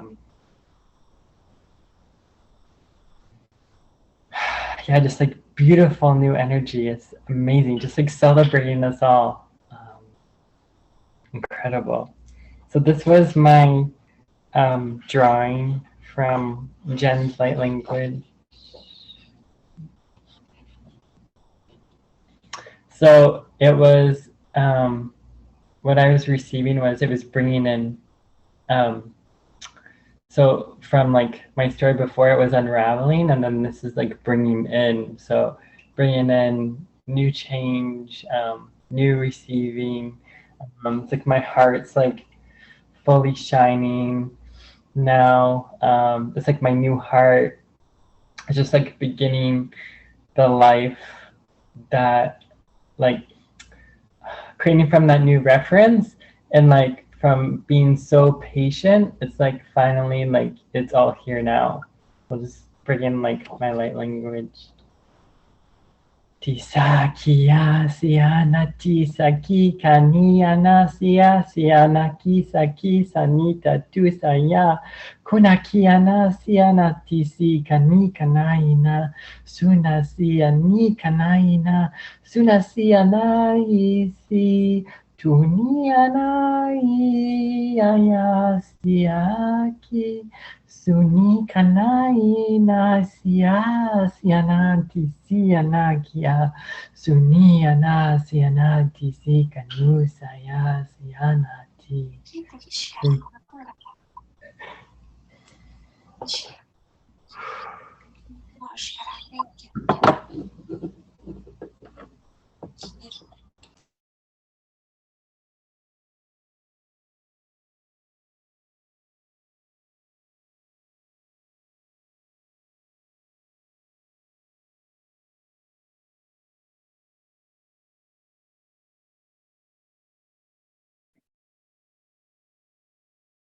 Anyone wanted to share what you received from Kyle?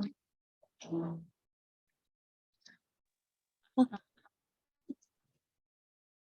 go ahead, Beth. I actually feel this this lotus flower coming back again. It's like it's on my fingertips too. It was really nice. It's like I was touching the water and I could feel the water's energy from Kyle, and then it like went through my heart. It's so lovely and nice. Everything is refreshing. and I and then there was like this plant too. Like this vinish plant. It's like a colorful plant, goldish colorful plant. It's like giving me this cold feeling on my body. Thank you, Kyle.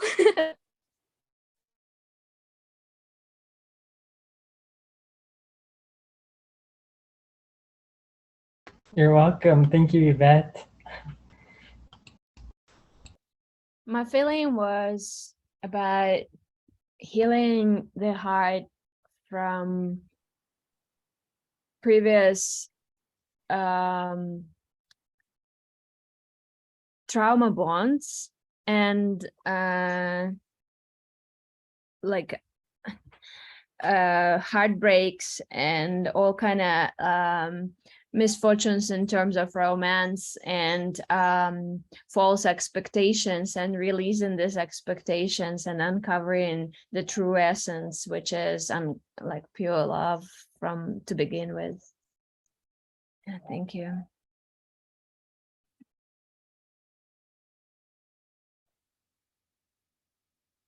Thank you, Victoria. Lots of love. Appreciate you. Appreciate you all. Love you all. I feel like it opening up like it's kind of like your healing. It's like 360-degree angle. It vibrate, and I can feel which part of my heart is not open. I can feel the density of myself, which I usually don't always feel that part of my body.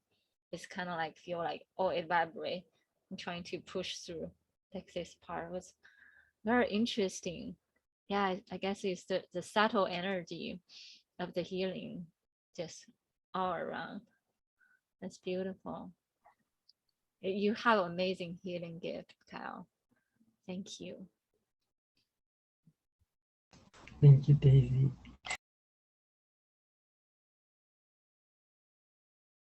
Thank you.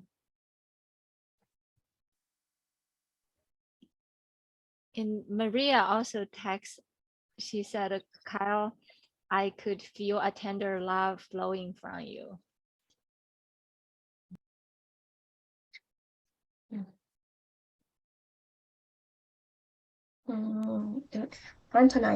Antoinette, do you have? Would you like to share?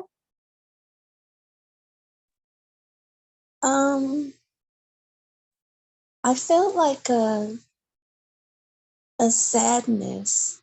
I feel really emotional, like a sadness. It was when Maria started speaking about Russia.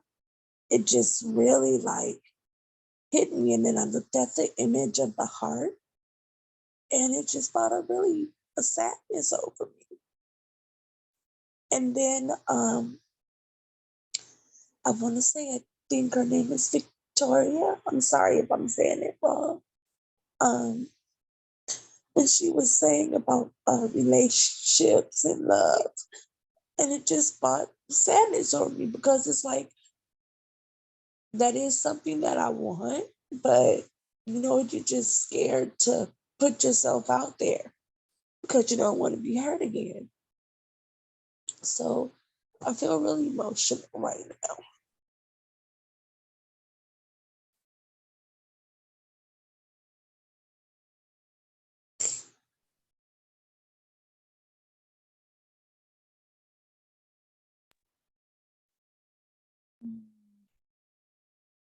We're witnessing you, beloved sister. Just allow the emotion pouring through. Just allow the container of the mother's love just tenderly holding you. Mother of compassion. Just surrender. Yeah, we are here holding you tenderly. And thank you for being so vulnerable now. Just surrender and open. It's so beautiful. Our inner tender feeling, so beautiful. Allow this cosmic womb just fully holding you tenderly in love. Yeah.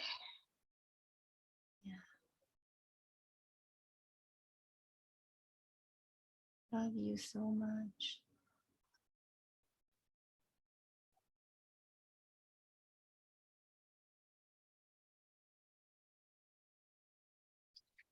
I feel called to speak about upper heart.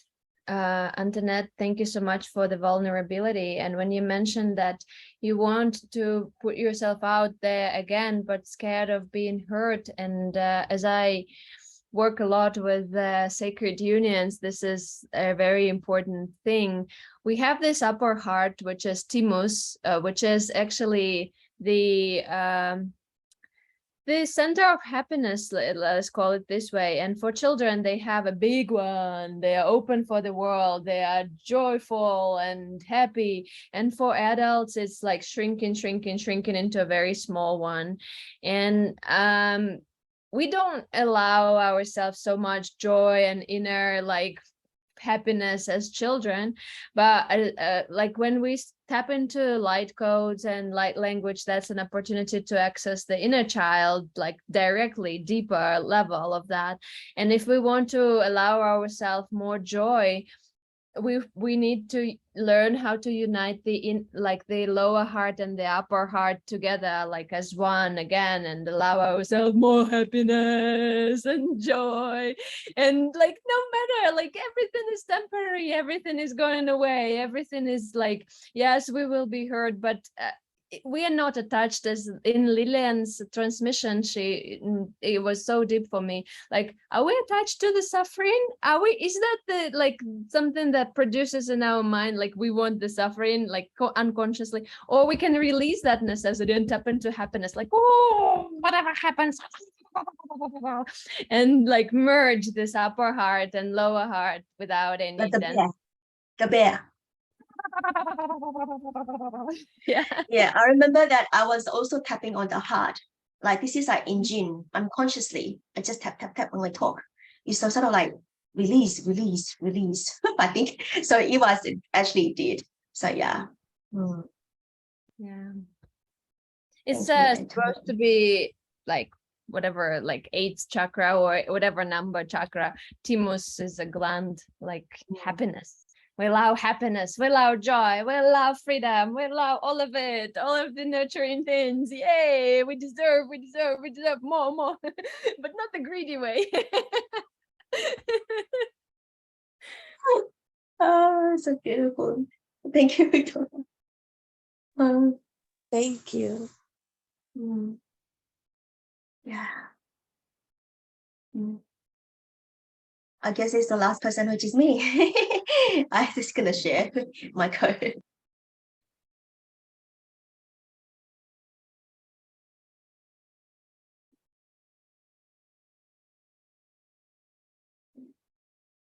So I listened to Jen's transmission. Actually, one step back.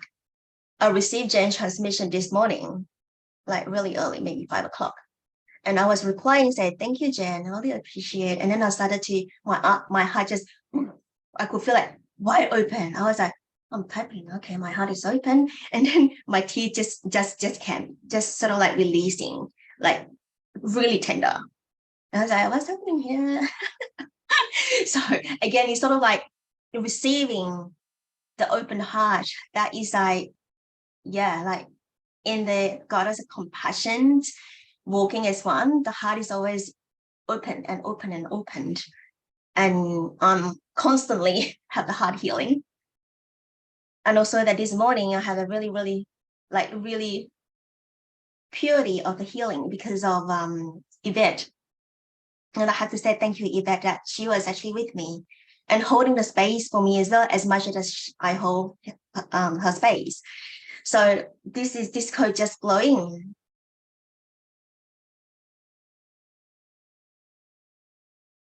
And for me, this is my Andromeda code. When I heard about the bird straight away, yeah, I have many homes, right? I keep on talking about homes. So Jen and I, we have the same mother in Andromeda. We have a journey back. It was really heartbreaking in a way that not heartbreaking. That's the cute bit. It's really hard expansion that, yeah, we sort of like part of the family, and this code just flowing of that. So it's Andromeda. So Jen is my elder sister. And to be able to have somebody hold, because I'm the eldest in the family, I always holding space for people. Always, when you are the eldest, you do everything.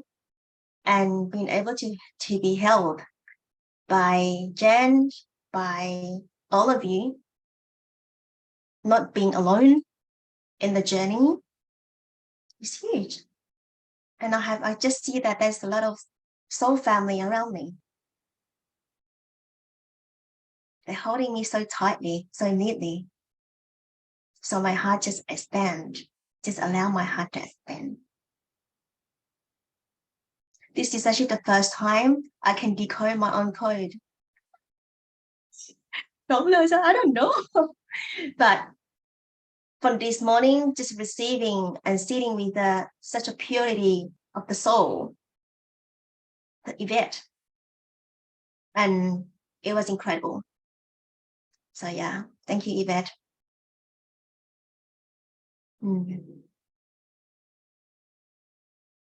Yeah, that is for me. You want to hear feedback, Lily? Of course, always. I feel like for the first time I can read light language. For some reason, I just can recognize something. I mean, I can like feel visions, but this time I feel like I can read it or something. And I can also see you were in another lifetime, you dressed just like that. You see the layers, just like your dress, the bottom of your dress with that color, exactly the same color. I can see the flare of the dress. I can also see a page on your right side, a little bit behind, and her hair was like pulled up, like short hair, but pulled up was very cute. And you turn around and talk to her. I can feel there's some kind of music playing on the background too. Like I can see the music note and feel the music. Yeah, this code is always, my code is always have music code in there. So I actually have shared, initially had actually shared the music more playlist, I mean, a song to Yvette. Yvette said, oh, this is like activated. I need to do this. I need to do that. Okay, let's do it together. This is how it started. So yeah. So you received that as well. There's something about your coat. I can feel the texture of the dress. It just feels so like I literally could just feel it that you are wearing in that lifetime. Or maybe, yeah, but it's just so potent. Thank you so much. So beautiful. The color is so juicy. I mean, so yummy, like chocolate, like color chocolate. Thank you.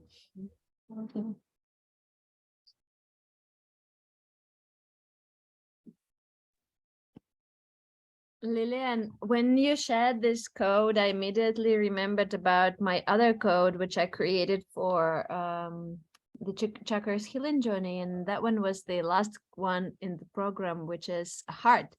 And what I see here, and what was the message? And I was like, whoa, but that's the same thing. Because I will show you this. And that was embrace the imperfections. And sometimes we like want everything to be like perfect, or we start overthinking like, oh, will it be perfect, will it match with that, or you know, like all these kind of things. But my deeper feeling is like everything is already perfect, we just need to embrace it, like no need to control, just release and let it flow the way it wants to dance. And yeah, it's just so beautiful. Thank you so much for sharing. Interesting, because when I started to draw, which line? Okay, I was like, well, I have Paige on my hair. She doesn't want to be on the bed, and I have to turn my book, turn, and then turn, right? And then I got stuck in a way that normally I write, if I do scripting, is from left to right, no, from right to left. That's how I script. And I script from top to down, like all opposite. And this one is also very interesting. I try to do that, you know, like turn around, like normal driving, like normal is what I think it's an end clockwise. I think I was driving, and then I was like, I got stuck. I couldn't turn. I was like, okay, this is funny. Okay, maybe we'll go the other way. So right to left. So I was really flowing so quickly. I was like, okay. That is why I was like really interesting. So that means that this is part of the scripting as well, but because it's in a circular. So my scripting again is from right to left. So the circle is actually anti-clockwise. That's the proper way. Again, speaking about reverse codes, if you were listening carefully, the clockwise is the manipulation and control, and if we release, we go into anti-clockwise, and that's how the like all That's the the flow, right? flow is. Yes, Yeah, it's so flowy. So yeah, I was like, I can't even turn. I was like, okay, I'm not gonna be turning again. Like, I'm not because of turning the book. I felt like my hands stopped. I was like, you know what? I'm gonna turn this way. Oh, this is really quick. So yeah, thank you. You know, as a dancer, like when I was little, I was dancing in a theater, and everyone was supposed to dance from the right foot. And I struggled so much because I was dancing from the left foot, and that's how I walk. That's how I move. Like, I'm not a left hand rider. I'm a right hand rider because I was taught to do that, right? But if I was not taught how it would be, we don't know. But on the feet, I'm the left feet walker. So it's also like about like just watching like how your like what is how your natural flow is. Like if we also talk about like snowboarding, like that's the first foot you make the first step with. And if we speak about dance, and here it's the dance, and when Daisy mentioned the dress, I immediately see this like, you know, like Sufi dancers with this like big skirts, like that's the like, yeah, that's the skirt, and that's the color of the skirt. It's just absolutely the same. And I'm like, oh, okay, so here's Lillian dancing with the left foot first. It's so interesting because I keep on telling people that I can't dance.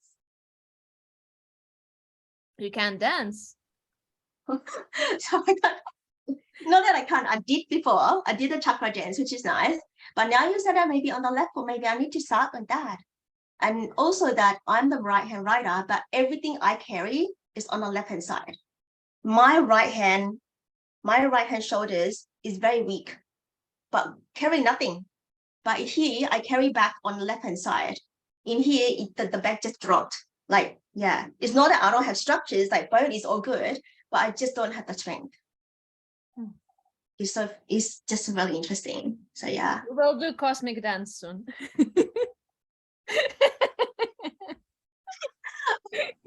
I might maybe try on the left foot then, because again, like my hand and my feet can't coordinate, but I do really good body combat.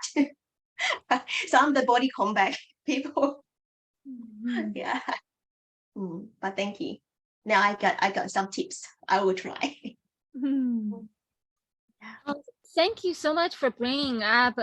There's another concept I forgot to mention and prepare. It's about the seven veils dance. The seven what? Seven veils dance. So there's a different tradition. It's kind of like Iana, you know, in Iana going to the underworld, she like laying down different layers. Just like we talk about enter the inner world, there are so many layers. We just laying all the layers down. And then that's the same tradition of honoring that, enter into that inner sacred journey and temple way, just dancing out all the layers and conditioning, just dancing them out. Kind of like in the lineage of Mary Magdalene, like casting out 7 demons. It's just the layer. We just dancing it out. And there's so many dancing traditions in different religions. Like in Tibetan, they have the Chan dance, and there's so many in colors. And the same way when Victoria talked about the Sufi dance, I think in a similar way, through the dancing motion, we cannot just lay down all the layers. Yeah. That's Thank you. Thank you so much.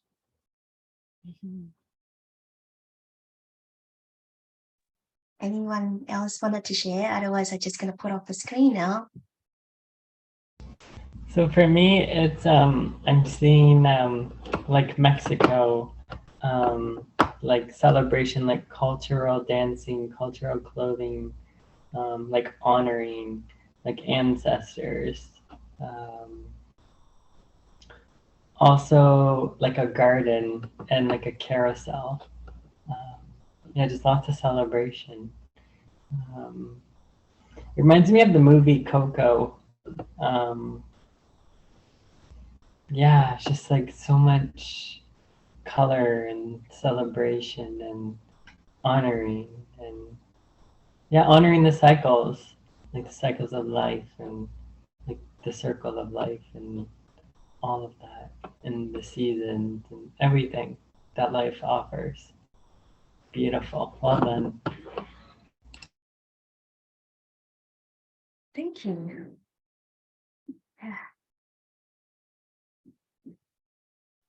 I think Marie has something to say. You know, Lillian, I might be repeating because I've heard other people say it. It's okay. So that could Oh, be, it's fine. Yeah. Mhm. I could be just repeating, but I, you know, one thing I do sense and feel is that, like he just said it, Kyle just said it, like a weaving, like a beadwork or a tapestry or a wupil, like an indigenous woven clothing, you know, and I think it's because we talked about Sufi dancers or Lacho Drone, the gypsy dancers, you know, like almost like seeing this heart like from the top, like I'm at the top and I'm looking down and I see the top of your head and the spinning of the skirt. It does look like a gold record too. I helped some families give birth. I don't know why I'm telling you this, but downstairs in their house there was this room filled with gold records. This guy must have, you know, he didn't tell me a story, but he had a bunch of gold records. So it kind of reminds me of that. And I can see like I'm saying this, like a top spinning. And then we talked about goddess of compassion and comparison. So I thought, oh look, she's doing layers too. And so there was a little bit of me that was like, oh look, I made layers, she did layers. Oh okay. And so there was a little like, I don't know, like there's structure here. I see structure, and so it's like rings of a tree or vibrational. There's structure and form. Um, uh, I don't necessarily have a total message other than maybe music and the spinning, ancient, there's an ancient weaving. I can really see a wupil. Wupils, that's what you call the clothing that indigenous women in Guatemala wear. That shirt that they wear, that's what I see. Um, yeah. It does, like Daisy used the word chocolate. It looks like also, I'm looking at it on the top, like that heart right there is a handle. And it's like, that's a lid to a box. Like I could pick up that and it would open up into something. Like it's the lid to a portal, like a box. It's like an opening. It's an opening to another container, another dimension. And inside there's a treasure. An ancient, modern treasure. Now I'm just talking. I'm getting tired, my loves. I'm gonna have to bow out. I'm gonna have to. All right, we're gonna finish as well too. So yeah, so I think Okay. that. Thank you. Thank you so much. Thank you for everybody to attend our first Starseed conversation. And yes, we have run seriously over time, but I'm sure that all of us feeling very content, full of love, and looking forward for the next one. Can I share You got- as a closure? Yeah, closure. Got it. Yeah. So much of the mother tree wisdom. And so let's just tap into this wisdom. One hand at our upper heart, one hand as lower heart, just like Victoria talking about. And then we're feeling into this pulsation traveling along our spine, all the way to the tip of the spine, going downward. And 1 feet, 10 feet, 100 feet, 100 miles, go deeper and deeper and deeper until we reach the ancient mother's heartbeat. One heart, one heartbeat. And here goes my poem. I am sensing this tickling beckoning of ancient mother's wisdom, the depths of this visceral and sensational journey on earth, sensing this deep, heartfelt yearning and knowing of how to surrender easefully, gracefully, and effortlessly into her fertile, velvety, warm embrace, the luxurious dance and exhilaration of this awakened inner freedom, melting into oneness within her warm embrace.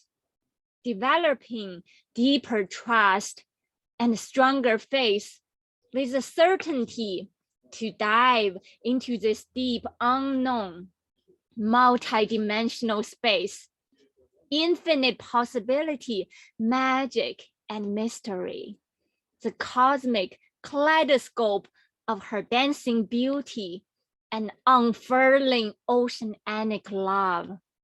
Ancient Mother, indulge me with this embodied sensing gift and soul remembrance of how to connect with my own inner root, feeling and palpating my root with a robust lower heartbeat, awakening to its own unique inner knowing of how to tracking back the very source of my blood lineage from my own root onto the root of my mother, mother's mother, mother's mother's mother, onto the ancient mother's pulsating, potent, and vigorous root that nourishes all, loves all, and cares for all. One root, one heart, one heartbeat, and one love. Like a droplet of water returning back to ocean, me remembering how to surrender and returning back home.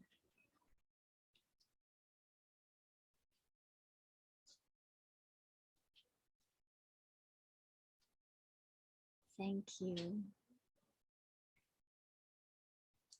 Love you all so much. Thank you, everybody, for attending. And the circle is not closed. But a beautiful poem, Daisy. Always, always. Thank I you. love everybody. Love We're you. bringing that to close now. Thank you. Namaste. Thank you. Namaste. Good night. Yeah. Bye. Bye.